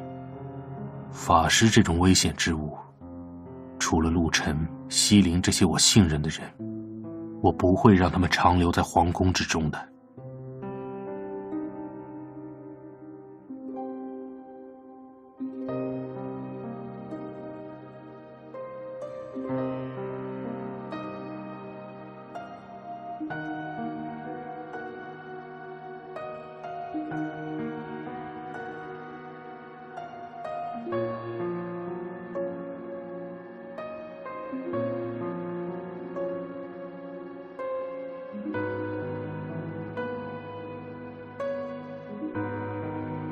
无妨，今夜你与白银骑士对峙，我能看出你的立场。既然罗夏不介意，我更不会多嘴。另外，你也不用太内疚，罗夏皇帝的机体曾被我附着魔法，对冰蝶的抗性会强于其他人。只是他直接与冰蝶接触，寒气侵入，要高烧几日而已。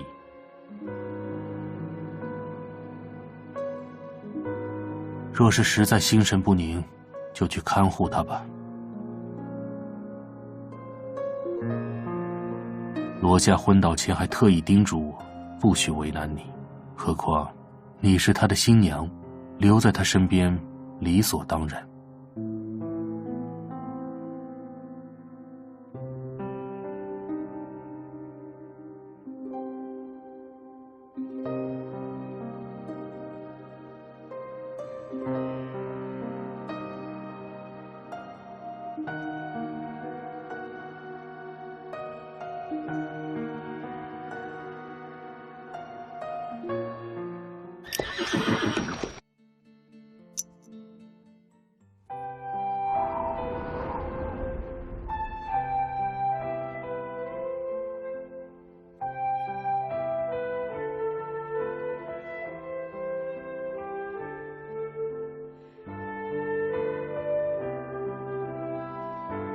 母亲，你烧退了吗？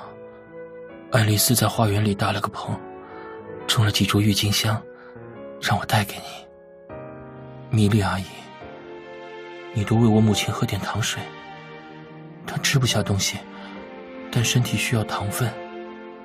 母亲，多洛也生病了，在银雪城的同龄人里，就爱丽丝和多洛跟得上我的剑术和骑术。我一直以为这俩家伙跟我一样勇猛，然而再勇猛的战士也熬不过这样的冬天。这该死的冬天，雪一直在下。母亲，雪会停的，雪停了，一切都会变好。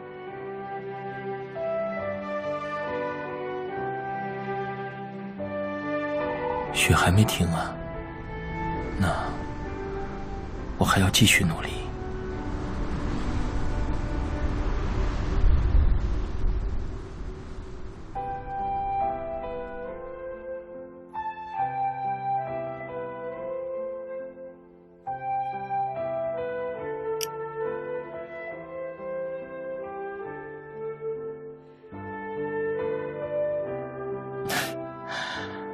好凉啊，不过挺舒服的。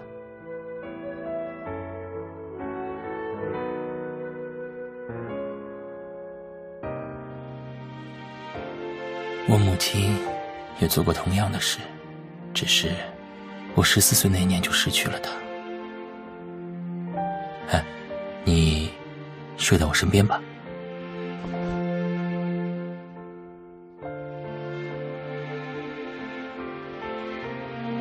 整个晚上那么折腾，想必你在反抗军营地也没睡好。挤一挤，先休息一下。你不用担心安全，你看我这个样子，对你干不出什么来。那就睡吧，也许在你身边，我也能睡得安稳些。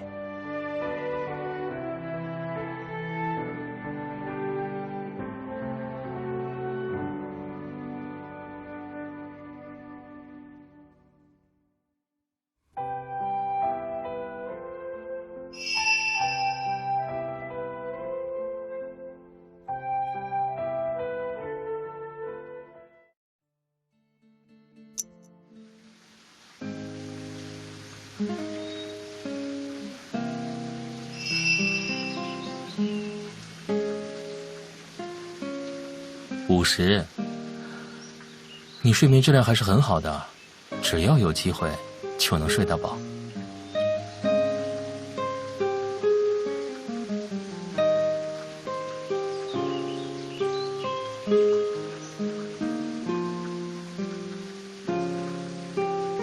因为我还在发烧啊，司兰清又不许我拖着病体去处理政务，我就只能回来躺着了。不过躺着欣赏你可爱的睡颜，也不是很无聊。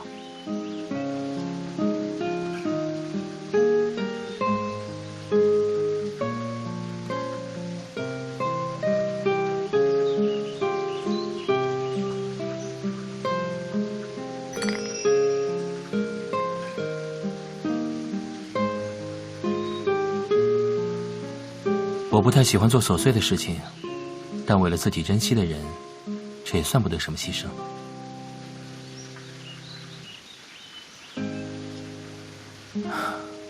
我母亲是个非常注重仪容的人，她只要打开房门，就希望看到自己端端正正、一丝不苟的样子。我14岁那年，我母亲在冰蝶之灾中染了寒疫，她每天发着高烧，但只要我来探望，她就会坐起身来，装成病情已有好转。她总嫌弃自己衣冠不整，与我聊天的时候就习惯性梳理头发。那时为了不让母亲劳累，我就常常抢过她的梳子为她梳头。为了让母亲开心，我还真向米莉阿姨请教过怎么梳女性的发髻。米莉阿姨是我母亲的贴身医师，从我小时候开始，她就一直照顾着我和我母亲。练得多了，后来我也能梳得有模有样了。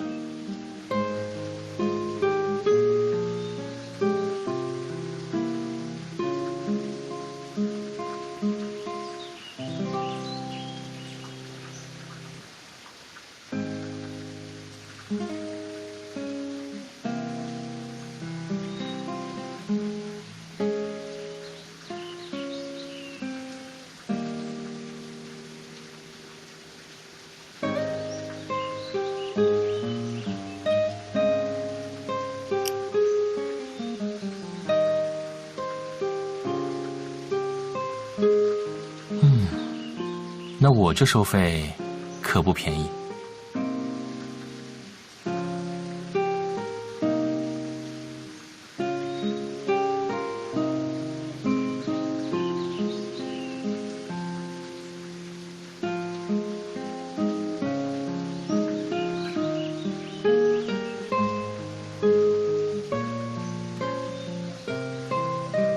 是司兰干的吧？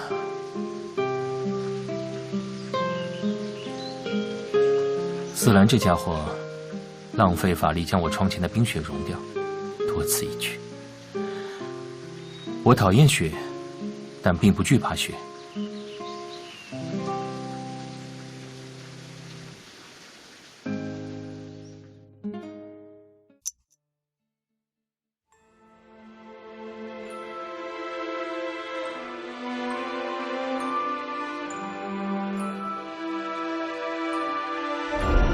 我14岁那年刚来到这间阁楼时，外面也在下雪。那个冬天，我失去了母亲，自己也患了寒疫，高烧不退。医师和侍卫连夜带我回到南边的帝都，当时刚刚初春，从银雪城到帝都的路上都是茫茫白雪。我抵达这个皇室别院的时候，外面也在下雪。我住在阁楼的这间房里，每天就盯着这个小窗户。那时我和现在一样，烧得昏昏沉沉，但只要我一睁眼，我就去看那个窗户，我想看看雪停了没有。当时我心里只有一个念头，只要雪停，我的病就会好，我母亲，我的好朋友多洛，以及北境其他死去的人也会回来。半个月后，雪停了，南方的春天来了，我的寒意好了，我每天可以快乐地在开满鲜花的绿色花园内奔跑。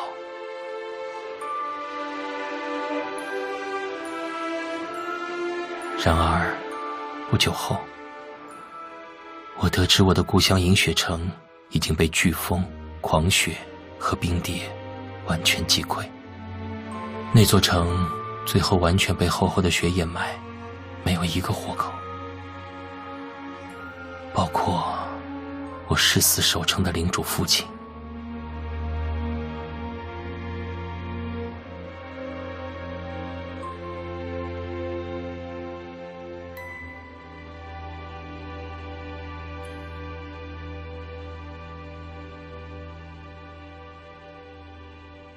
银雪城是在持续3天的狂雪中覆灭的。从那时候开始，我就能清醒地认识到，冰蝶之患不是天灾。天灾不可能会在3日之内突然封禁一整座城，而且最后连一个城内的活口都没逃出去。这绝对是有目的、有计划的袭击。不，袭击这个词无法描述对方的凶残，这是最冷酷的灭城复仇。是的，对方连一只老鼠都没活着放出银雪城。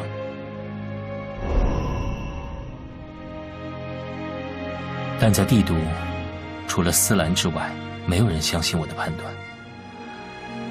在我的皇帝叔叔看来，我只是个连着失去双亲，被悲伤、愤怒冲昏头脑的可怜小孩。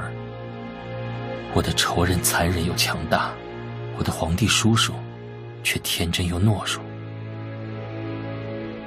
他总以为银雪城的覆灭只是雪灾意外，他认为冰蝶之患还需要几百年才能蔓延到帝都。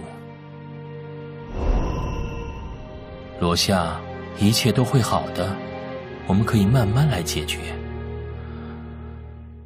我的叔叔脸上带着仁慈宽厚的笑容，安抚着我，然后他将小爱因塞给我，让我陪那个6岁的孩子玩弹珠。这样的皇帝赢不了冰蝶背后的主使。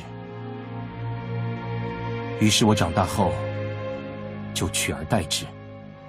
我知道我的敌人很强，那么我来当这个皇帝，我来率领叶塞大陆，亲自与他对决。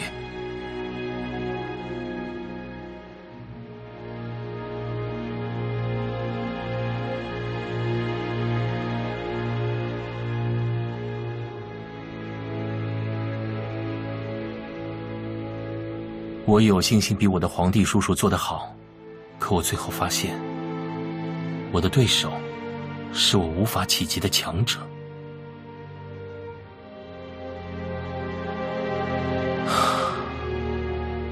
在你面前承认这个，需要勇气。但说真的，我在与白银骑士的交锋中，输得一塌糊涂。白银骑士很年轻，13年前的北境覆灭，肯定不是他亲手所为。但我知道，他隶属于那个想用冰蝶颠覆整个叶塞大陆的幕后黑手。然而，现在整个叶塞大陆，人们都咒骂我是弑君喋血的暴君，而他却成了人们心中光明、伟岸、正义的化身。我与白银骑士数次正面交锋，其实我能感觉到他有击败我的实力，然而他每次都刻意保留，他想让我一点点感受众叛亲离，然后慢慢陷入绝望和疯狂。我知道他享受这种过程，就像他享受着扮演那个领导人民的正义骑士的过程一样。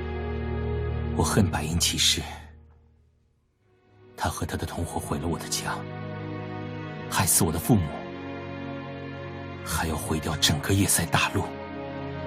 然而我拿他无可奈何。我很想保持克制和清醒，我知道他就是想激怒我，但在他面前我破绽百出，甚至我会因为妒忌强娶你为妻。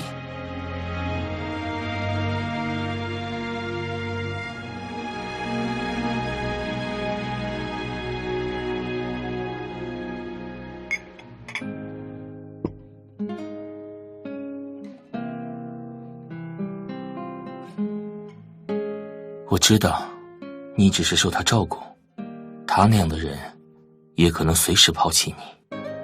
我在水晶里注视着你们，每次看到你向他微笑，我就怒不可遏。他凭什么得到这样干净的凝视？他不配。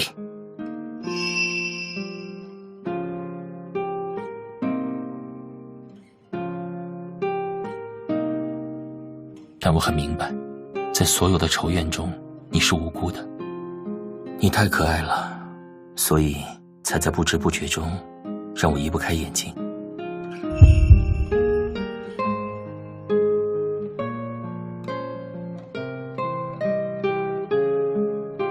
不要，因为这些话，我可能也只有在发烧的时候才说得出口。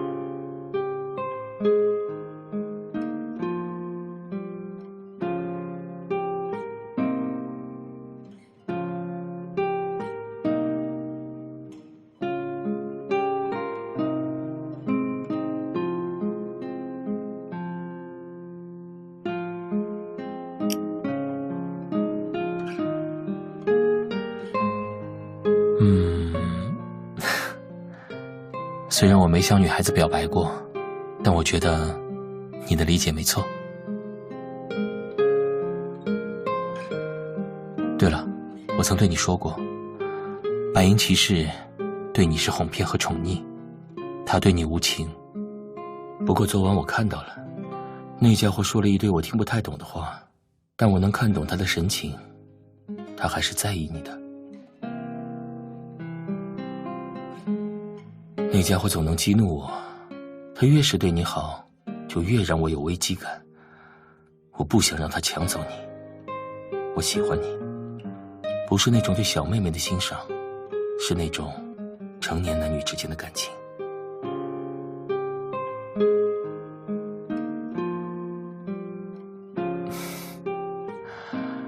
我给你带来困扰了吗？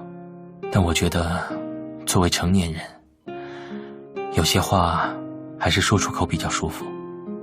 如果我不是现在的我，应该会很热烈地追求你吧。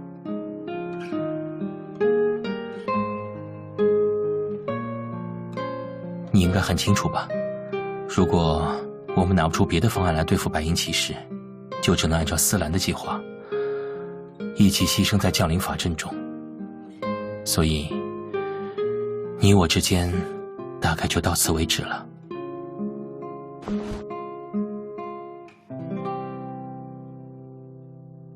算了，发烧的人还是不要胡说八道，闭上嘴睡觉比较省心。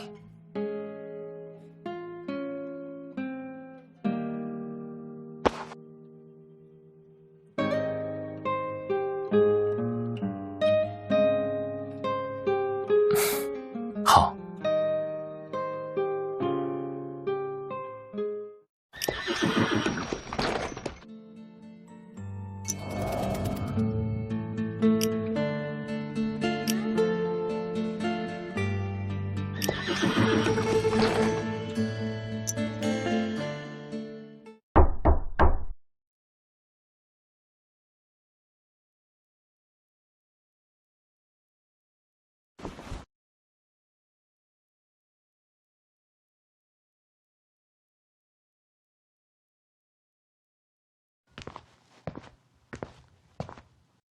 我希望你能继续与罗夏的盟约。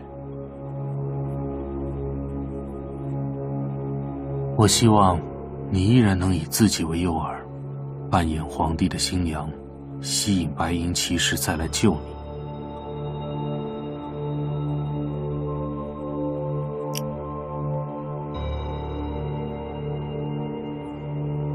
不，我判断第二次依旧有用，他放不下你。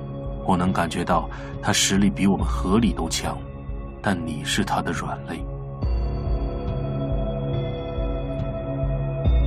我恳求你，以你自己为诱饵，再引白银骑士前来。那天夜晚，白银骑士的举动让我肯定，你在他心里有很重的分量。就算为了罗夏，为了叶塞大陆，也为你自己的世界。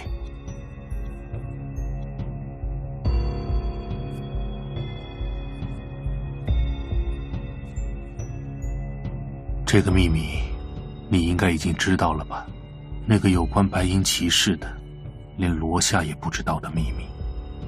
白银骑士是冰蝶灾难的根源，我早就知道他是罪魁祸首，但哪怕我纠集法师塔所有法师对阵他一人，也没有必胜之把握。于是我才选择降临法阵，至少让叶塞大陆大部分人逃过一劫。但只要这个家伙依旧存在，谁也不知道他会不会追踪降临法阵而去。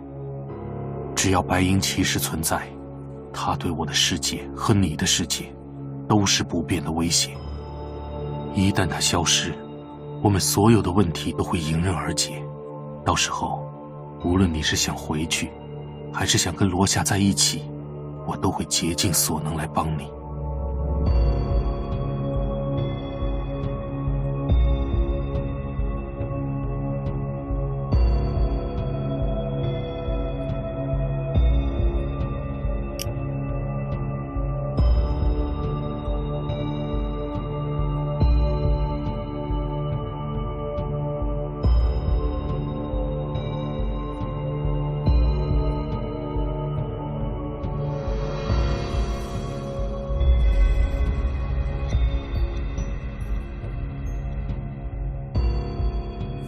面生，我是轮值的，医师让我带点热水上去。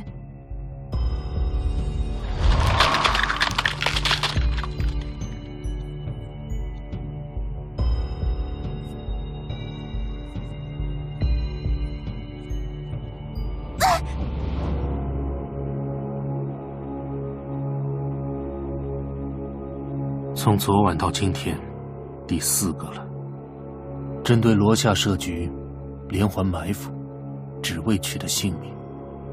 你总在考虑形势的正当性，然而，对方虽然战术武力都远高于我们，但为了除掉罗夏，他完全不择手段。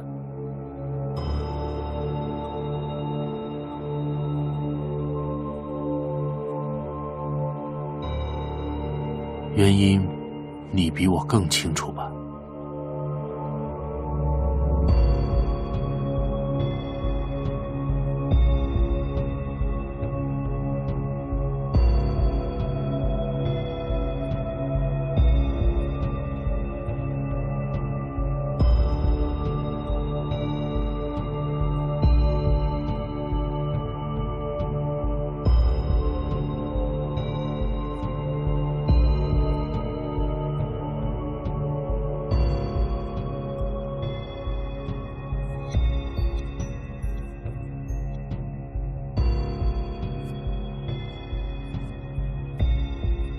我觉得这很难，但我接受。说到底，到现在，你也没有完全对白银骑士放弃幻想。我从来不喜欢多嘴，但说实话，如果选共度一生之人，罗夏比白银骑士实在好太多了。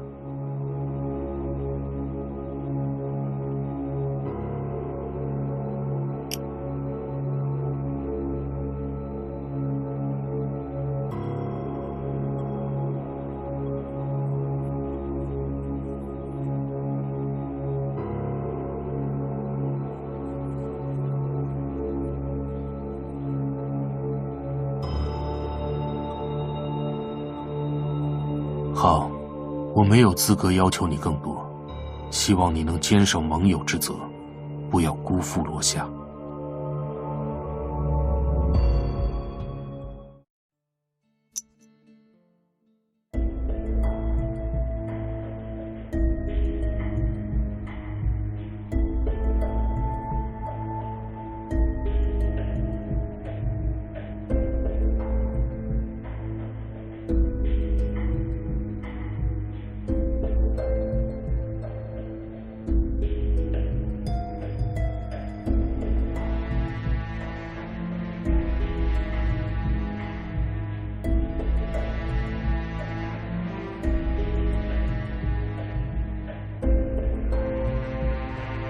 皇帝陛下没有出现，晚上还要开酒会，有点可疑。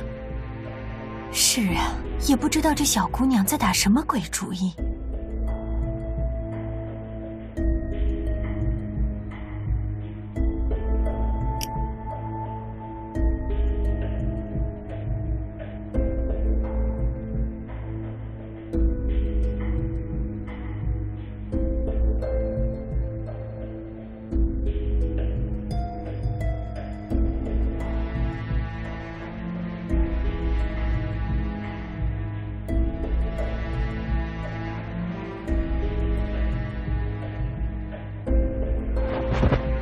皇后陛下，您的指示就是皇帝的指示，我们绝不敢违背。能跟随在皇帝和皇后身边，是我们家族的莫大荣耀。请皇后原谅我们刚才失言，求皇后陛下宽恕。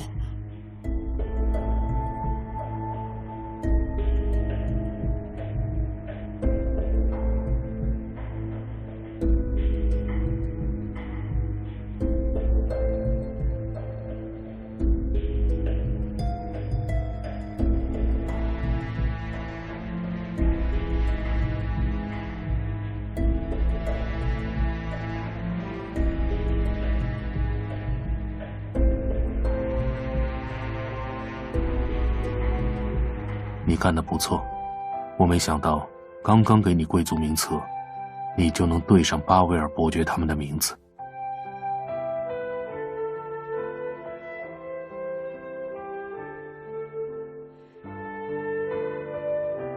我也按照你的吩咐，找了最可靠的医师和侍卫来陪伴罗夏。小姐你好，我是住在兰谢大街的医师，我的名字叫米莉。我叫爱丽丝，是个城门护卫，住在鲜花巷。我给少主，不，罗夏皇帝带了我种在家里的郁金香。不过，小姐你这么好看，我先分一朵给你。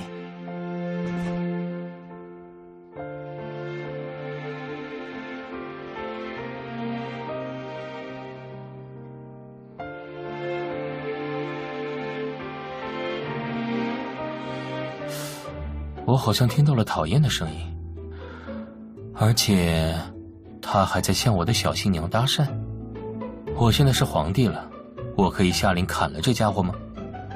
少主你真狠心，好歹你小时候也是穿过我裤子的。看起来你真是活得不太耐烦。我什么都不说了，米莉阿姨，你快帮我求情。少主，是斯兰冕下让我们过来照顾你的。他说，眼下皇宫内敌人的内应都蠢蠢欲动，只有我们才靠得住。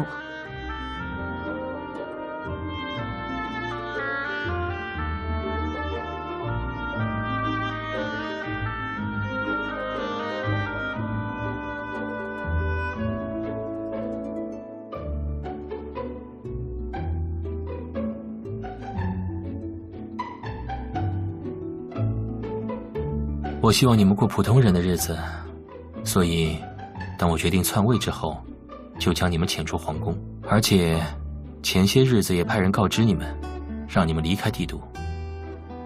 唉，真是的，总不听我的话。我们是与少主同根之人，自然要伴随少主到最后的。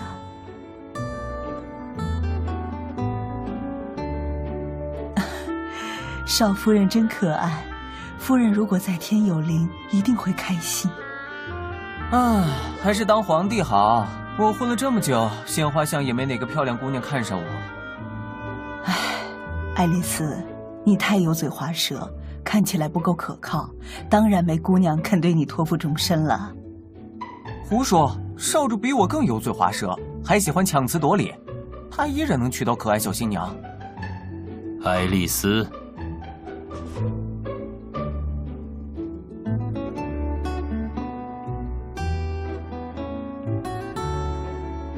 少主，我的花真的是送给你的，少夫人那朵只是顺带。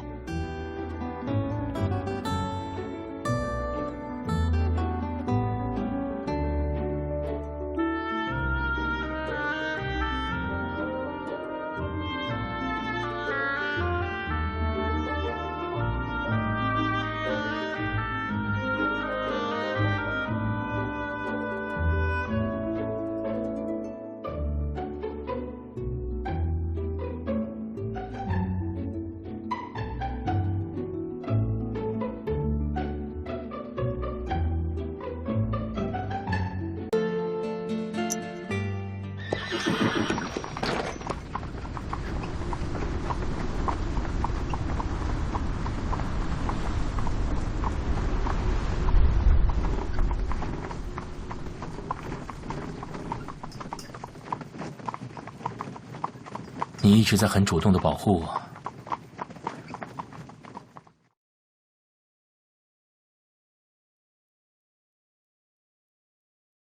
我知道，你来自另一个世界，你曾受白银骑士照顾，对他有感情，所以，我从没期待过你对这份盟约有任何忠诚。然而，你还是选择了我。你让我觉得命运也有眷顾我的时候。谢谢。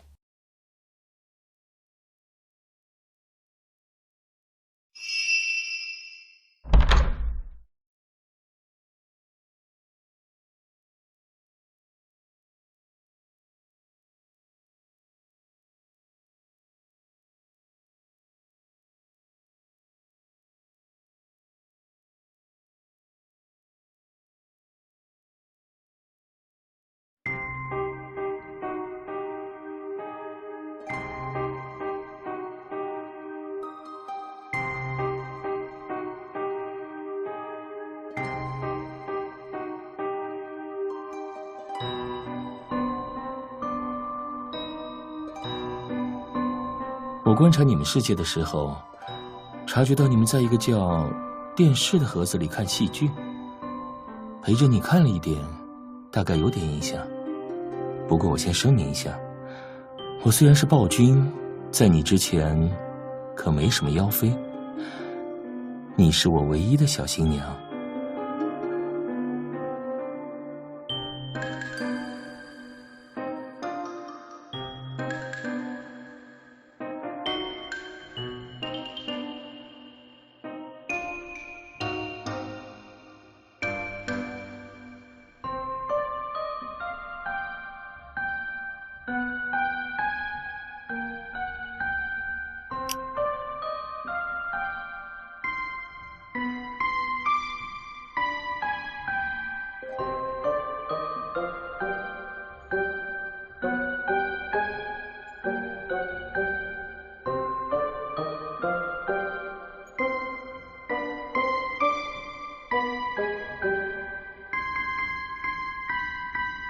哦，好多唇印，真是热情的新娘啊！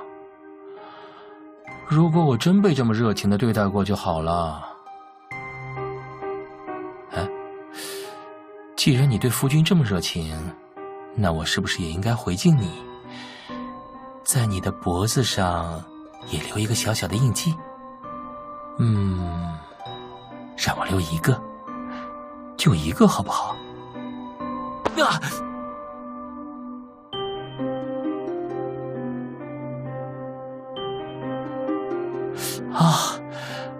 米莉阿姨，我都这么大了，不要老用面具敲我。少主，夫人不是一直训练你当个骑士吗？骑士哪有这样对待淑女的？追求淑女要礼貌、优雅，保持风度。好，我都听你们的。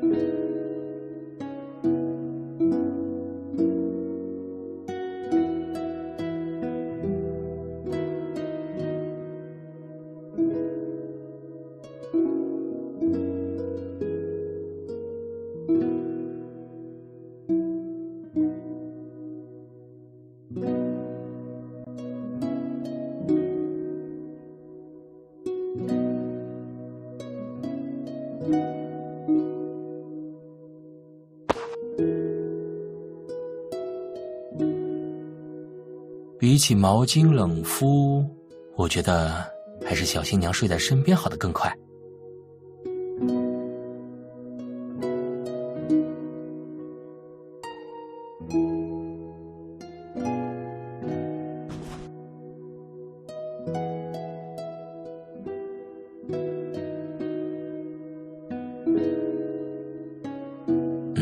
看什么看？把灯熄了，大家都休息去。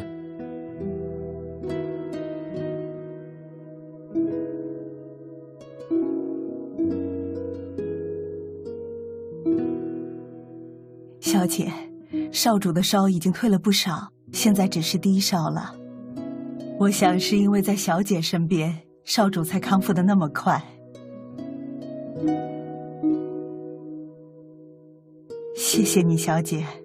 我知道少主一向是个心事重重的人，但在你身边的时候，少主很开心。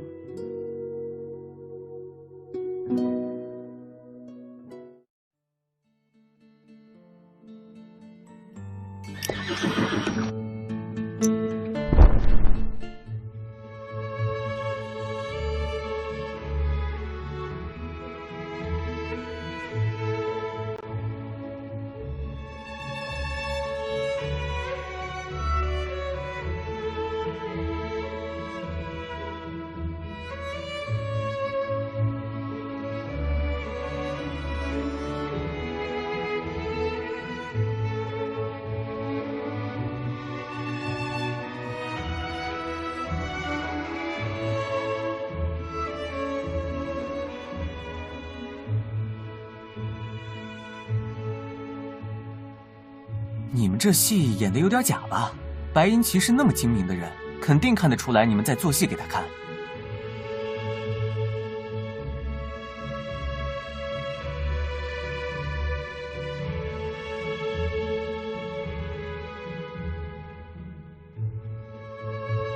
不过你也别做得太过火，万一你太热情，让少主假戏真做，可就麻烦了。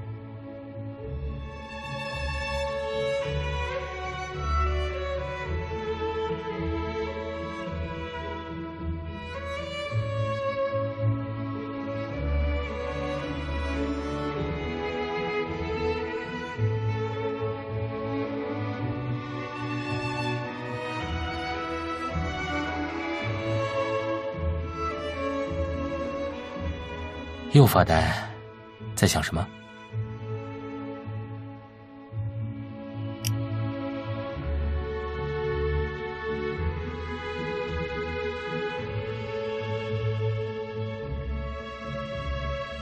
少夫人，只要你有需要，爱丽丝绝对随叫随到。温柔的米莉阿姨才是重点，你我都是附带的。是啊，我也希望这样的时光永不结束。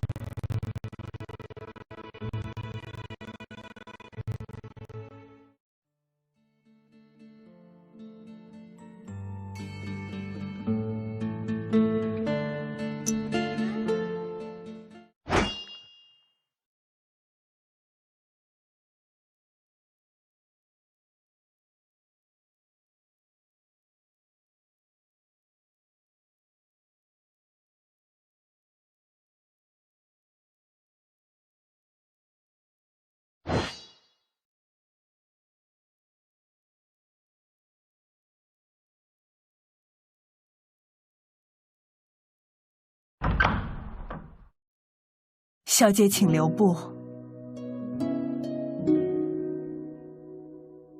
小姐，请问你有没有时间陪我这个老太婆单独说说话？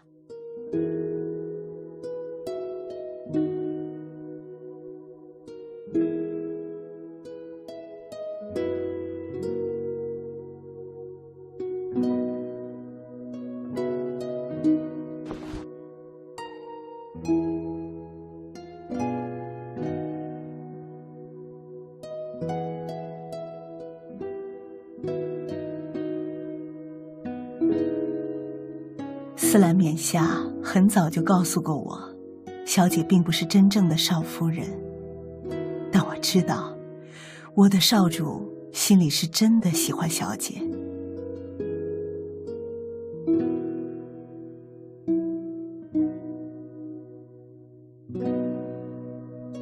我知道，少主现在的名声并不好听，大家都说他是个害死了亲叔叔、满手血腥的暴君。但我亲眼看着少主长大，再加上这几日相处，我敢向你打包票，我们银雪城少主罗夏，他从来没有变过。他坦荡、勇敢，胸怀抱负，并且拥有着承担家国的情怀。小姐，哪怕对少主，我也只是个侍者，我说的话对你更加没有分量。但我还是想劝劝你，如果你选了我们少主，他一定会护你一生的。虽然他总跟你开玩笑，有时候会惹怒你，但他一定是个好丈夫，我肯定。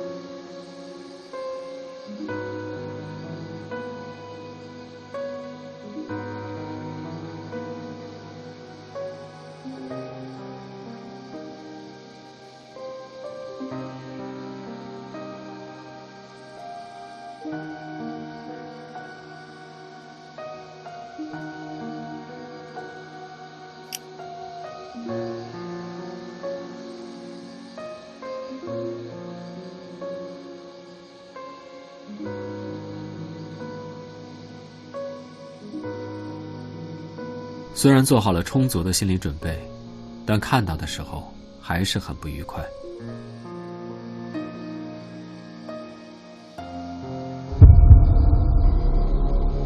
如你所愿，我来了。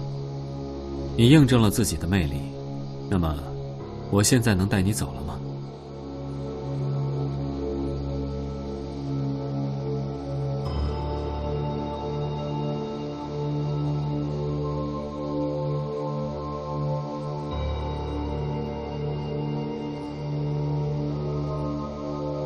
你先跟我走，到了不会被打扰的地方。你想聊多久，我都陪你。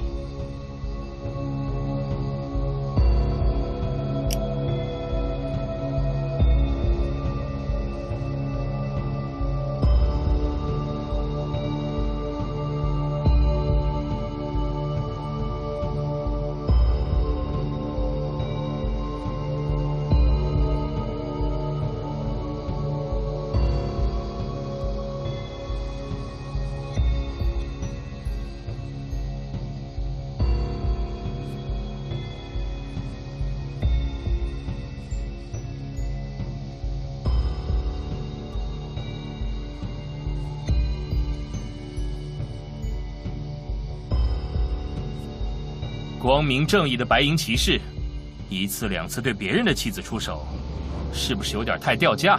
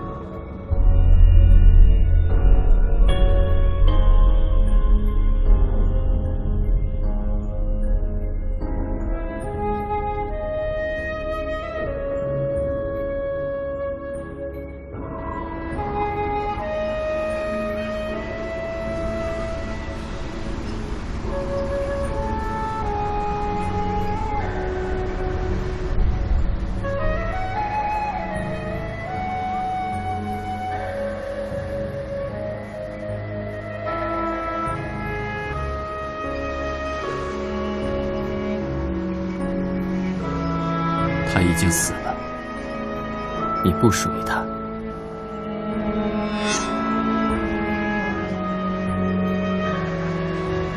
你很难过，但这不是应该属于你的心情。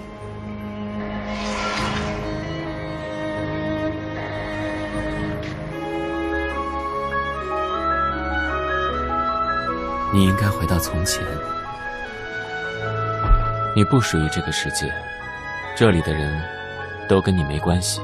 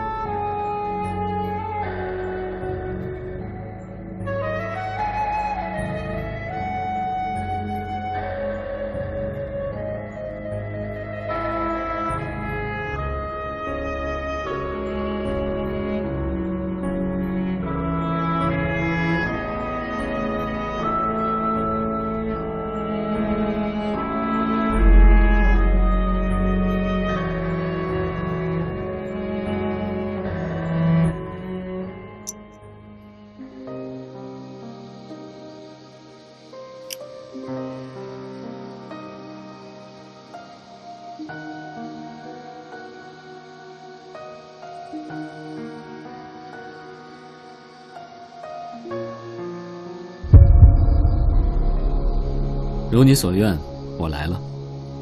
你印证了自己的魅力，那么，我现在能带你走了吗？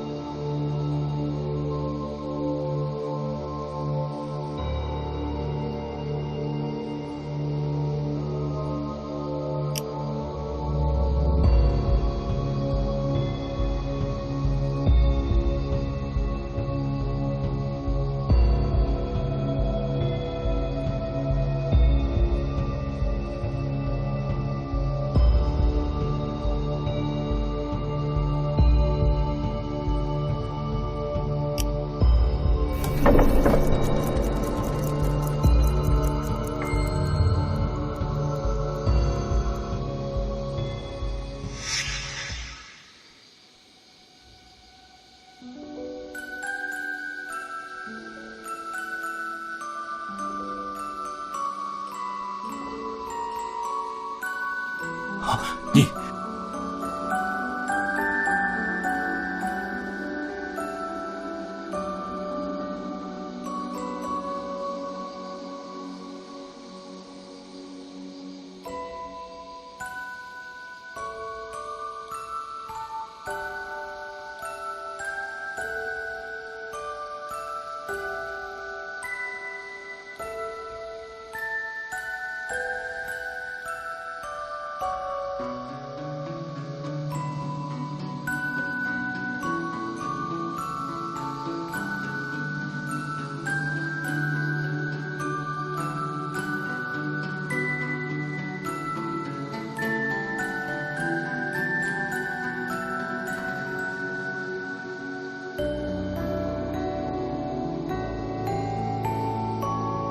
既然你决意要与叶塞大陆皇帝在一起，我也可以成全你们。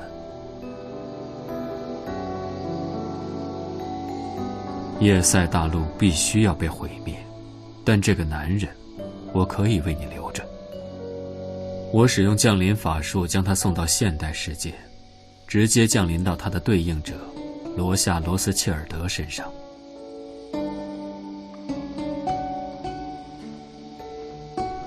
他的生死我不在意，对我而言，除了你，其他人都是可以随便丢弃的棋子。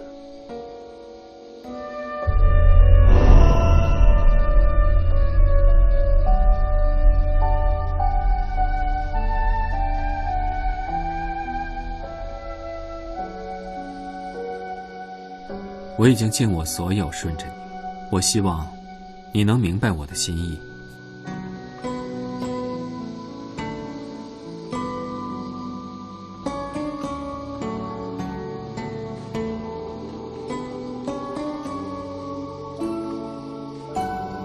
我向你起誓，我不会伤害你的世界。如果你真喜欢叶塞大陆这个皇帝，那就带着他回到自己的世界，你们可以自由地在一起，我绝不会干涉。如果你和他是演戏，那就请你回到我身边，我处理完叶塞大陆的琐事后，就带你回去。在你成长的过程中，如果你有需要，我随时会为你提供帮助，你可以不设防地依赖我。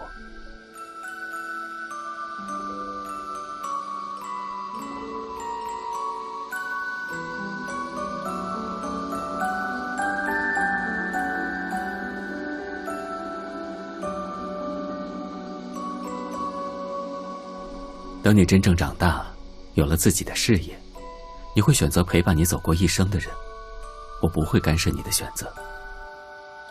如果到那时，你的选择是我也愿意伴你一生。我希望你能得到幸福，因为在故事里，只要女主角得到幸福，故事就是圆满的。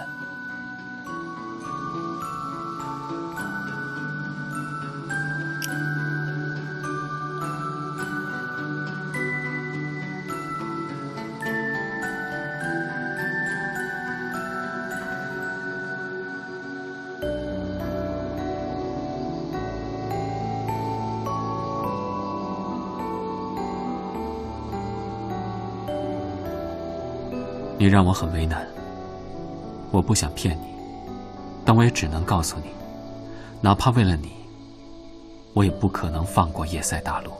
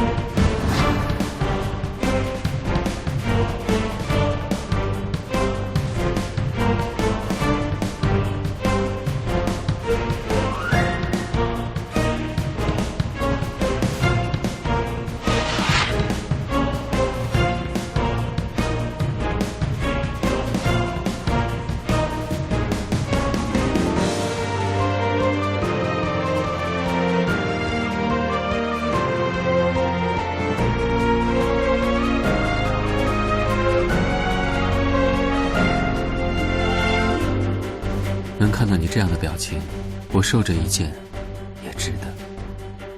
普通人的兵器根本伤不了我。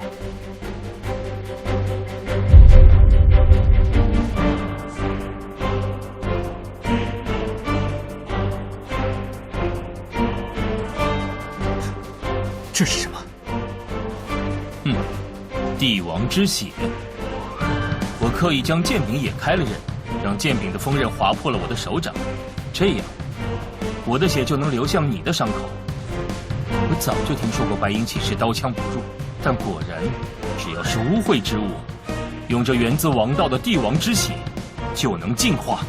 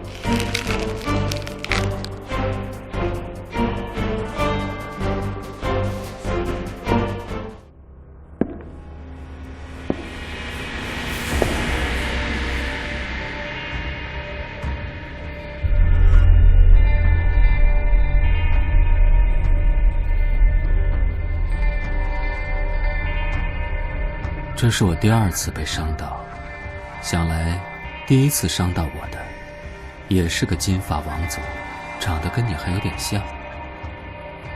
哦，我想起来了，你并不是叶夏大陆上任皇帝的亲生子，而是从北境而来的孤儿。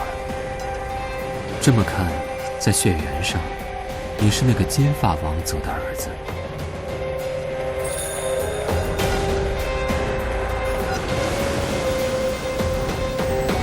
抱歉，我要对你食言了。你要什么我都给你，但这个人不行。叶塞大陆的皇帝，他必须死。至于死法，就跟13年前的银雪城一样吧。13年前的银雪城覆灭，也是你干的。那时候你才多大？肉体的寿命，对于那无限穿越时空的人来说，不成为限制。没错，罗夏，13年前，我让银雪城3日变成死城，我是你的灭门仇人，而且也将成为你这个国家的终结者。罗夏，你和你父亲机关算尽，但对我而言，只是2条咬人的小虫。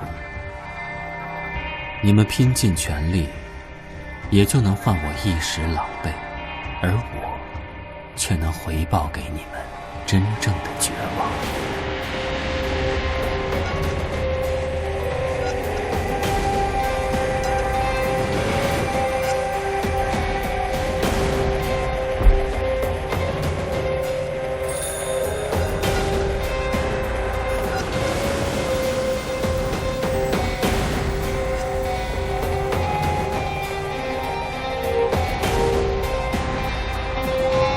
罗夏，你赢不了我的。哪怕你担着弑君之名当上了叶塞大陆的皇帝，换来与我正面对决的机会，但最终也只能看着我终结你的国家。想知道银雪城最后的时光是怎样的吗？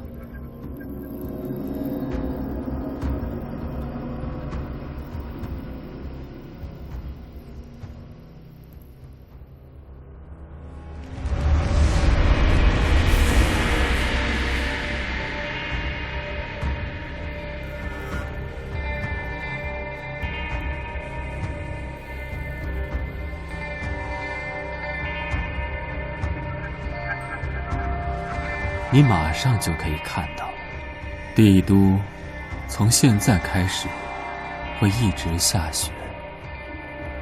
同样的过程，同样的时间。3天后，帝都就是第2个银雪城。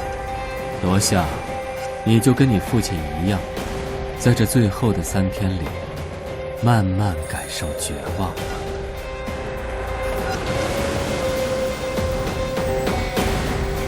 我知道，你不会离开这个男人，你就留在这里吧。这3天的袭击都会对你无效，一切结束后，我来接你。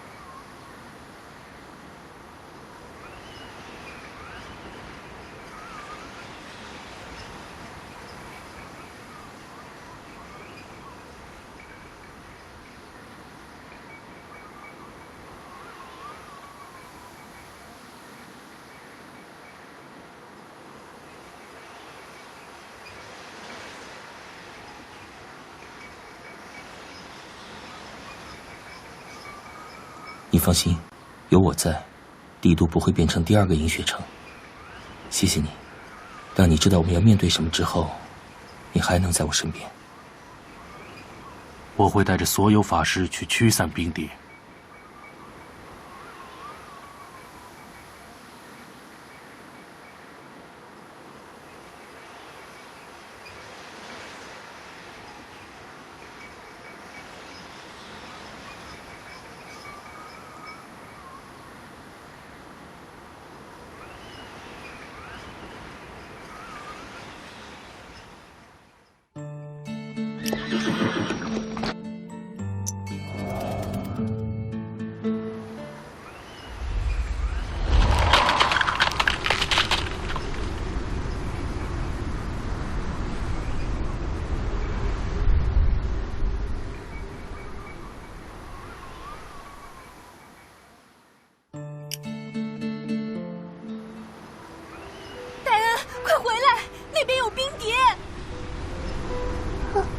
妈妈，我抱不动了。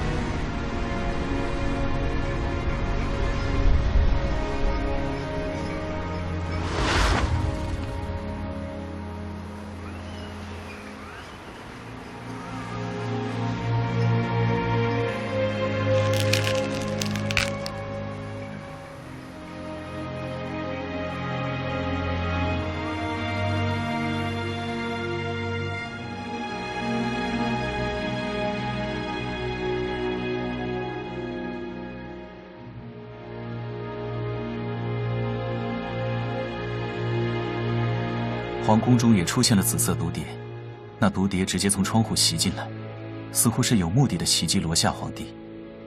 好在皇帝身上有斯兰冕下附着的法术，能抵御冰蝶袭击，可他身边的米莉医师就没那么好运了。去见见米莉医师吧，他病倒了，病得很严重。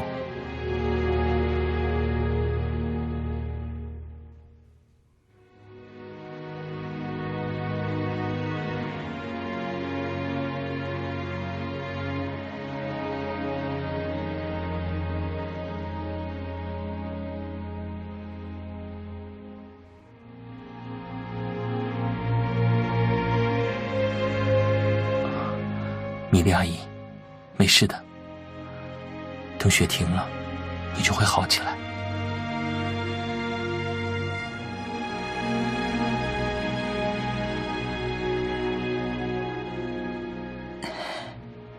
有少主在，一切都会好起来的。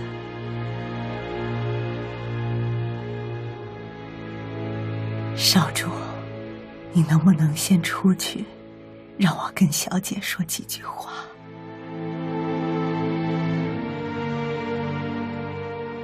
生病的人怕冷，你捂着他的手，别让他着凉。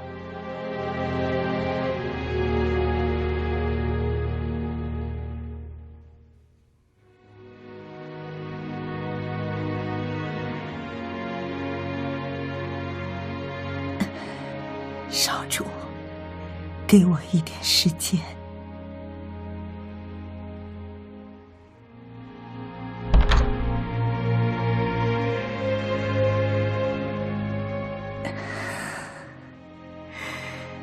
小姐，我知道我撑不过去了。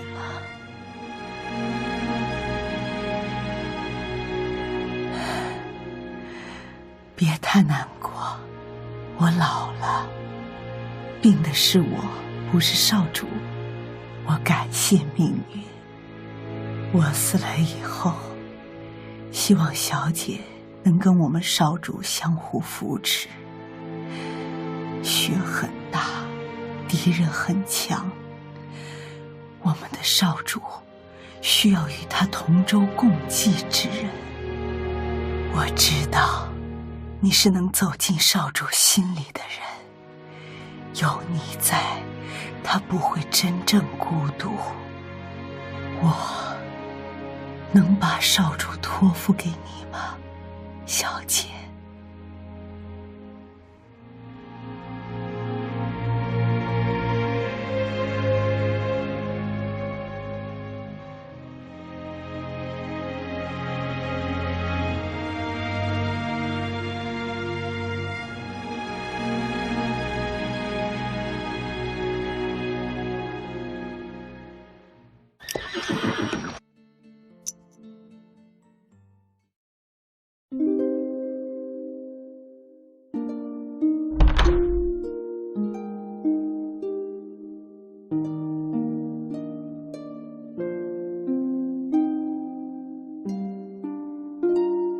我会集全法师塔之力，让帝都撑过这最后3天。但你也要保证，月桂节的降临仪式，一个祭品都不能少，尤其是你的私情对象。我知道，你肯定想保全他，但血影对降临法阵很重要，你必须摒弃私情。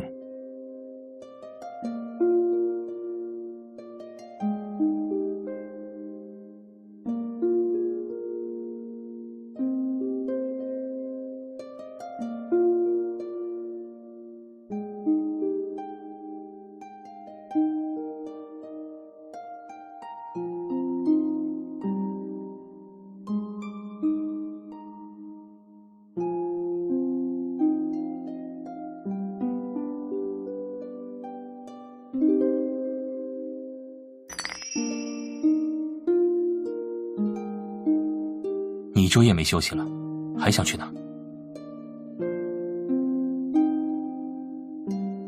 不行，如果你再出去1宿，明天一定累到虚脱，然后跟米莉阿姨一样躺在床上。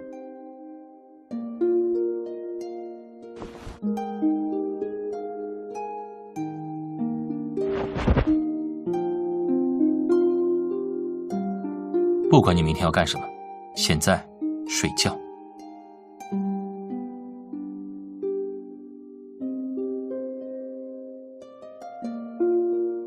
哦，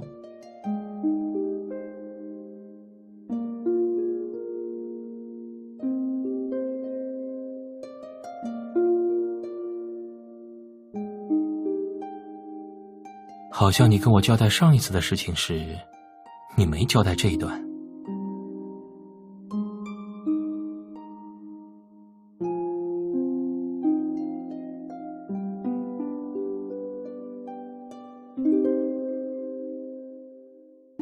还是什么？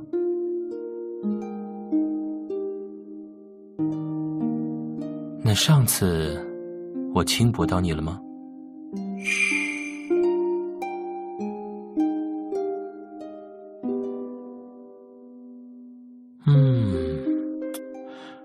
总觉得上次我享受到小新娘的福利比较多的样子。不过，我还是很感激命运。这一次，我得到的不是暴君的小新娘，而是罗夏所爱的你。我真的很感谢你，与罗夏同生共死。有你在我身边，哪怕大雪纷飞，我也不会陷入绝望。晚安。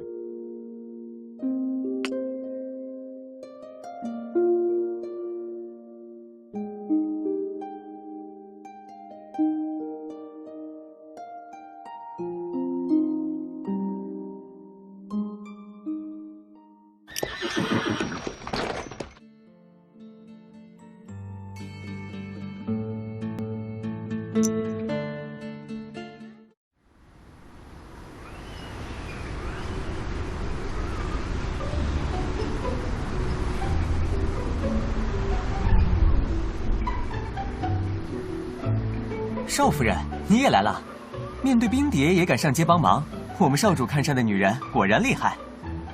我在驱散广场上的人群，少主，不，皇帝陛下颁布了法令，让所有的人尽量回家躲避，以免感染寒疫。唉，这儿有几个熊孩子偷跑出来玩，实在劝不动，要不少夫人你帮帮忙？好容易偷跑出来的，就算有漂亮小姐姐劝我，我也不回去。就是嘛，漂亮小姐姐哪有皮球好玩？而且这广场上没什么人，随便我们玩球了。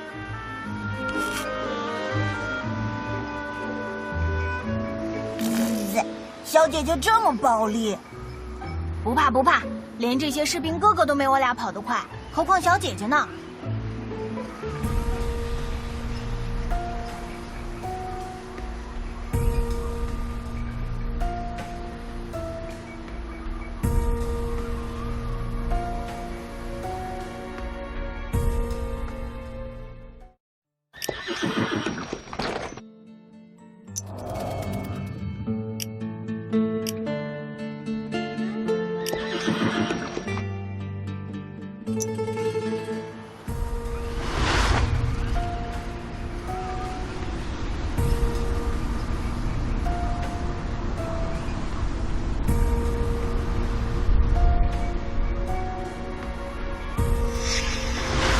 跑啊！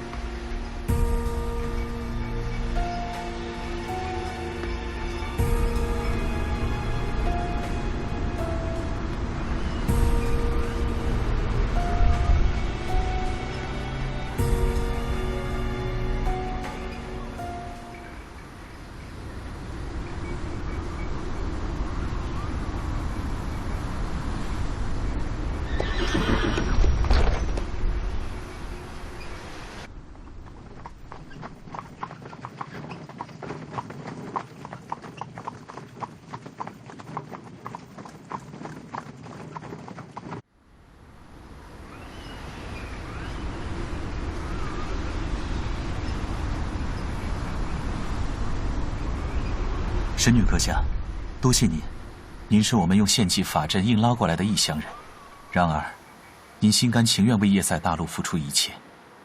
像神女阁下这样善良美好的人，确实值得皇帝陛下为之沉醉。神女阁下，您赶快回皇宫吧。您和皇帝陛下已经为叶塞大陆的人民做了太多，至少留最后一点时间给你们自己。虽然大部分人都不知道，但我还是想告诉神女阁下，神女和皇帝所做之事非常伟大。为了世人的未来而抛却自我的一切，这绝非凡夫俗子可以做到。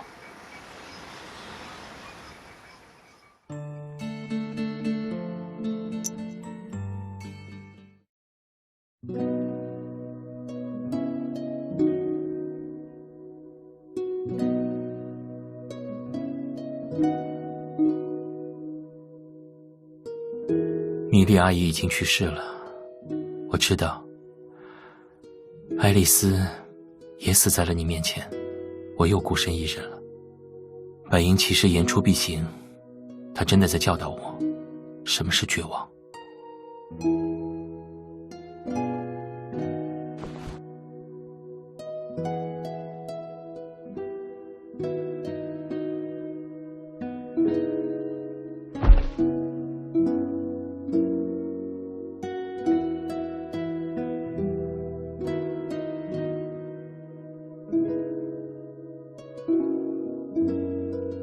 对不起，雪太冷了，我想从你身上偷一点温暖。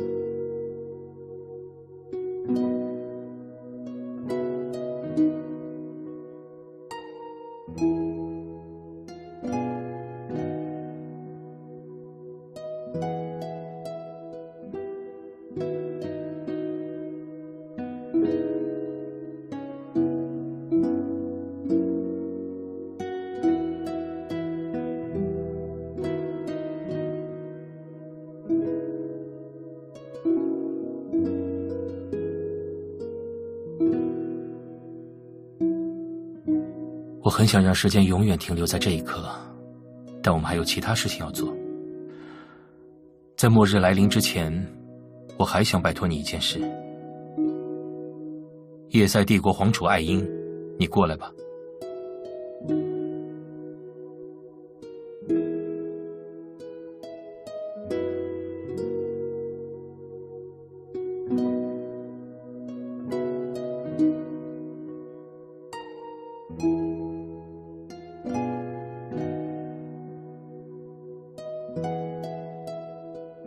这2日，我已将整肃者部队和守城士兵的指挥权全部移交给皇储艾因。2日来，我也让法师塔协助，将大量的平民送出城。现在还在帝都的，只剩下一些家中有老弱病残、行走不便的人，以及对我极度不信任、违抗皇帝法令之人。这次，我决定让皇储艾因带着皇室所有的车队去收整平民，希望先皇之子的出现能得到平民们的信任，跟着他离开帝都。艾因并非法师，对冰锥的抵抗力不如法师塔精锐，而我听说冰锥会避开你，所以我希望你能帮助艾因护送这些腿脚不便的平民，让他们平安离开。我很舍不得我的小新娘，但这件事还是你来做，我最放心。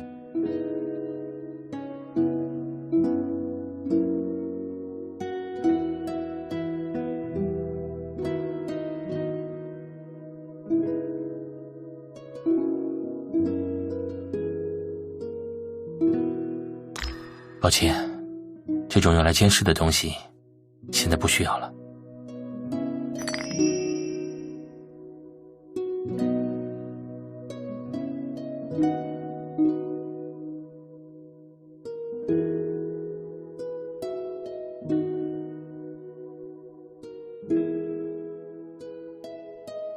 这是银雪城传统的定情信物，这只彩蛋是我父亲向我母亲求婚时，让银雪城最好的工匠花了3年打造的。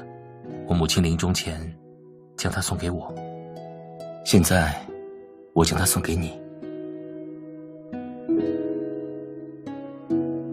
你没必要推辞，反正过了明天它也送不出去了。你先随阿英去吧，办完事情了再打开它。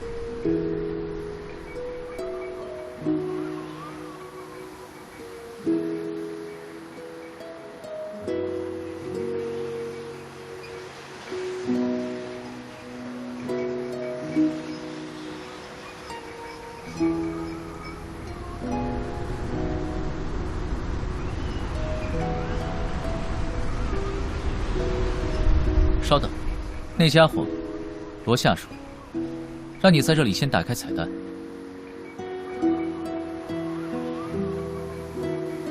我也不知道，他是这么吩咐的，你就打开来看看。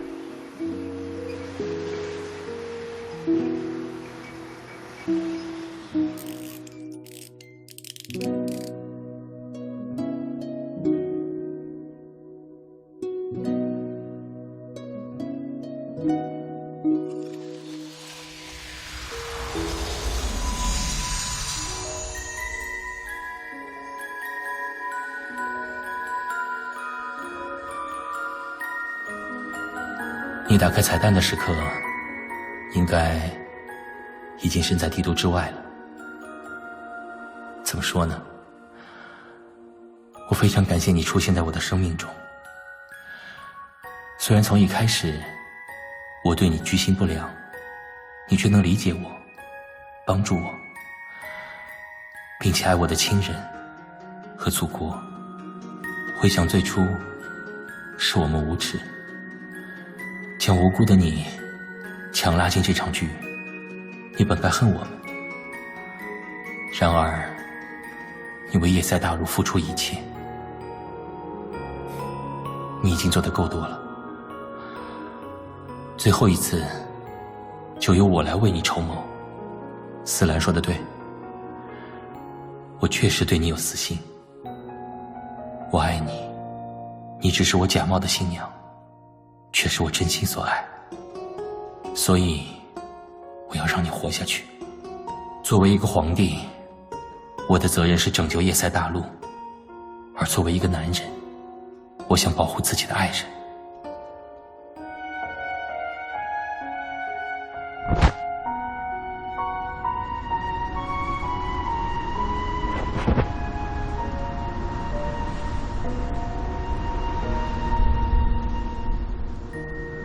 我希望让自己最爱的人在我牺牲后的世界活下去，这是我最后的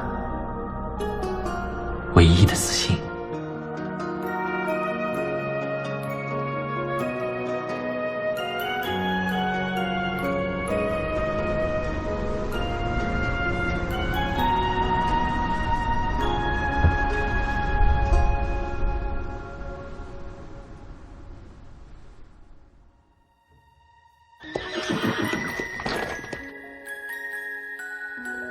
罗夏让我带你走，你回帝都会被思兰抓去当祭品。那家伙说希望你活着。你魅力还真大，我一直以为那家伙没什么真心，就跟你玩玩，没想到他真喜欢上了你。我知道你能打，但回去的路也不好走。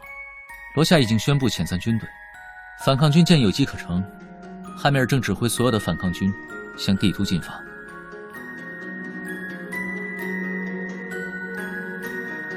我也纳闷，这么好的机会，为什么白银骑士不亲自指挥？不过，这些都跟我无关了。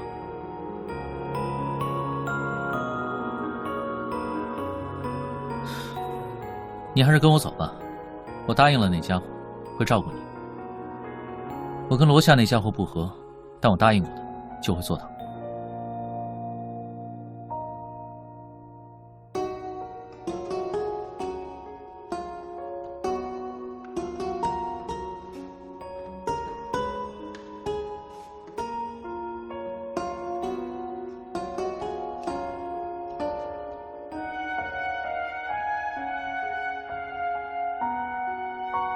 你很有意思，我都有点羡慕罗夏那家伙了。好，我借你一匹马。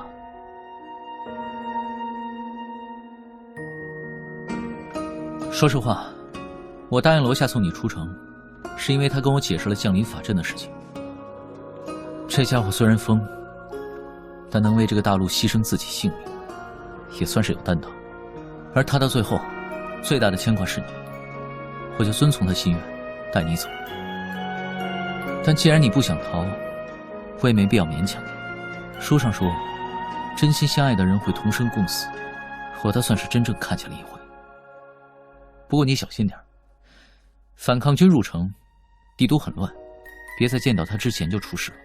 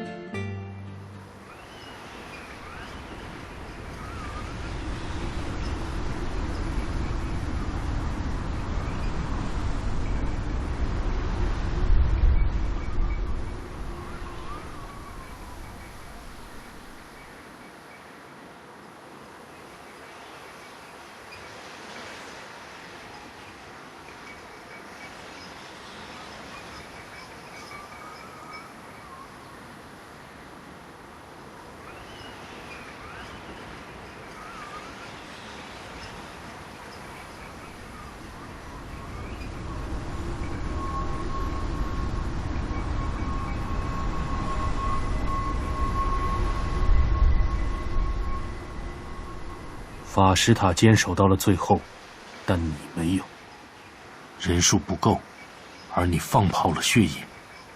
他是我的人，用不着你记挂着。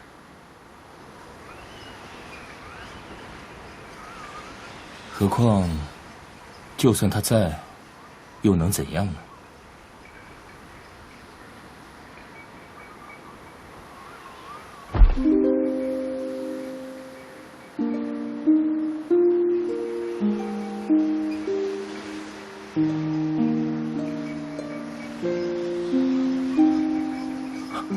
你。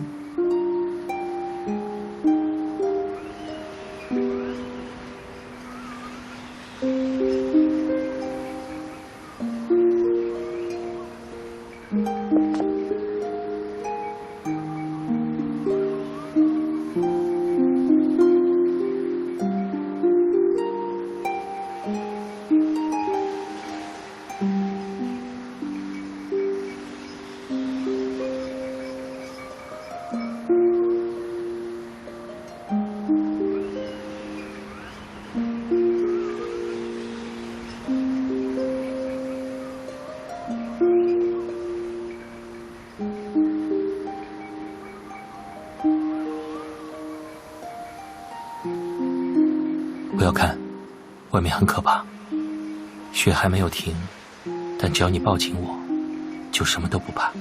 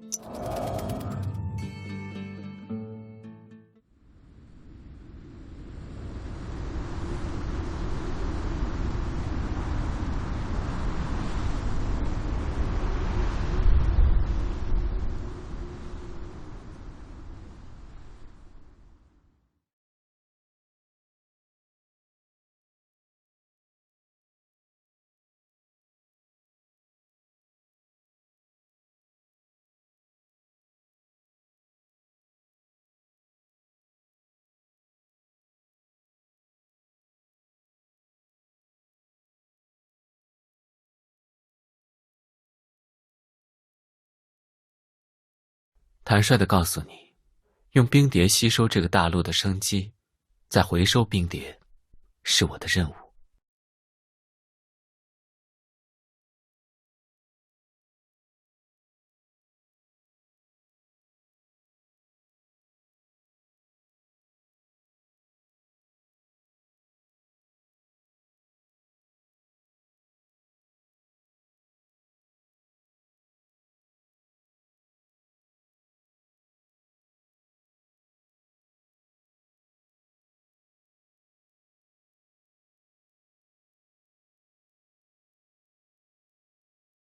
停手吧，你赢了。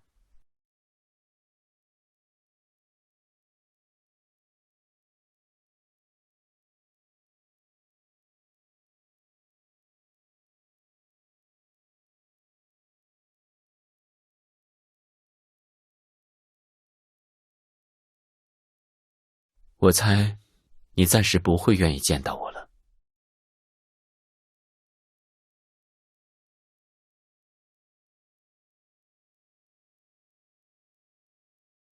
这些，就是你不该知道的事情了。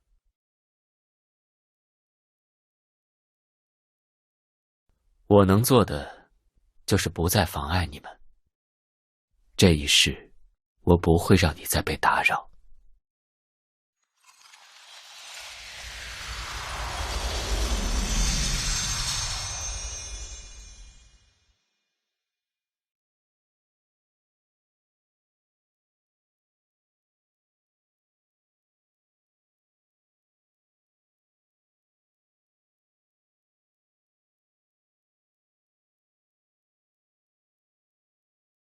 你已经够努力了，我的小姑娘。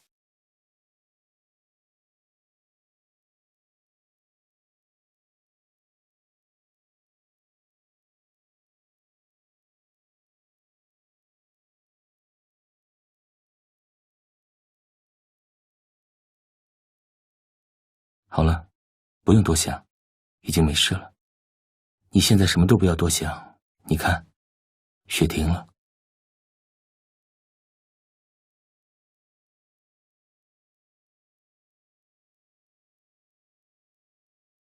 你已经为我们做了足够多，接下来，雪停以后的事情，就由我来处理。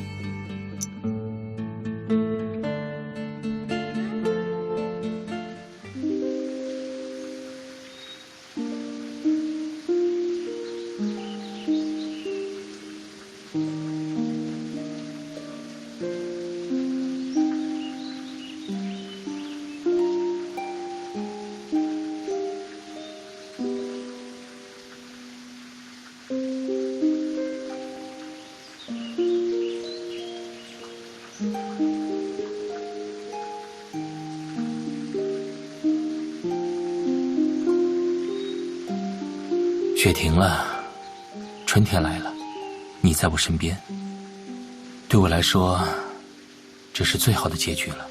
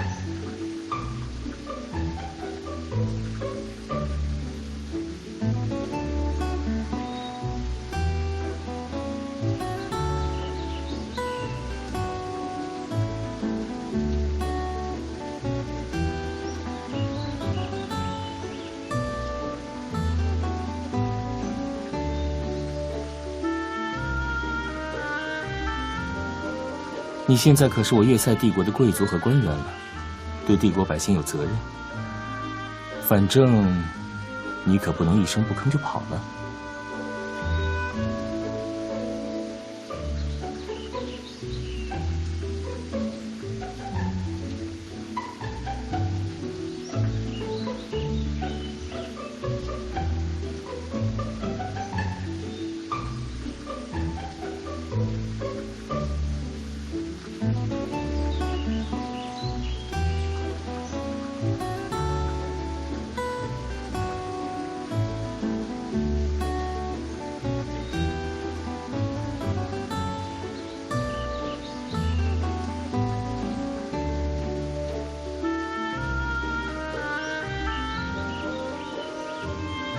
陛下，小姐来了。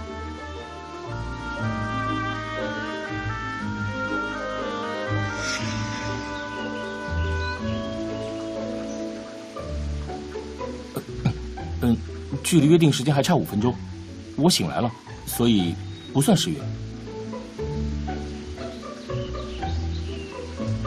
怎么可能？难得你来主动找我约会，弄不好我今天的求婚就成功了呢。只要有了可爱小新娘，就不用每天孤零零睡议事厅了。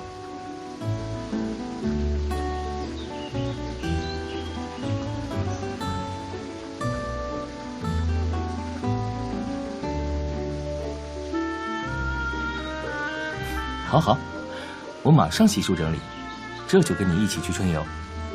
只要能跟你在一起，每一分每一秒都值得我珍惜。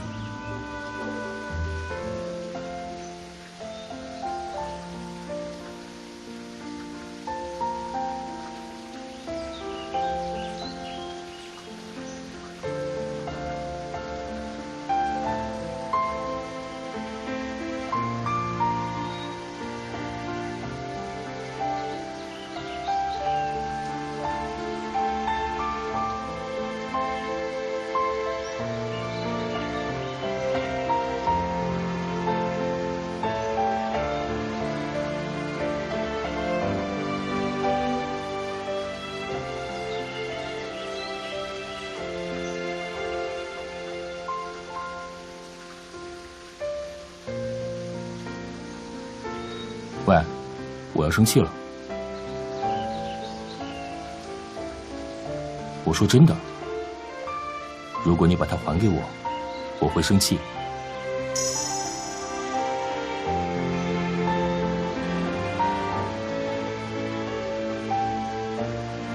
这么说吧，我知道，从一开始，我把你抓过来当小新娘，不那么骑士精神。不过，那是我们时间有限，我也没想到我们会成为真正心意相通的伴侣。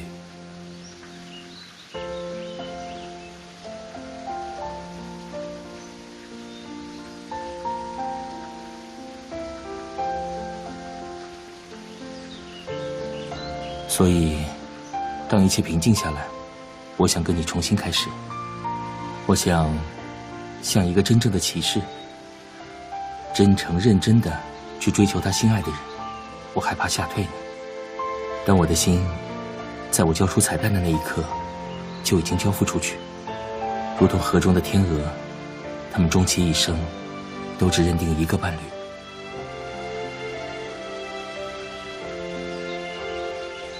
留着他吧，我对你说过的话都不是一时冲动，你是我的盟友，我的牵挂，我的一生挚爱。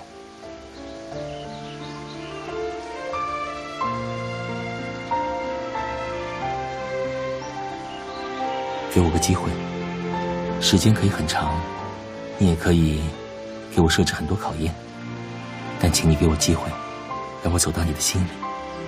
路再长，我也不会嫌累。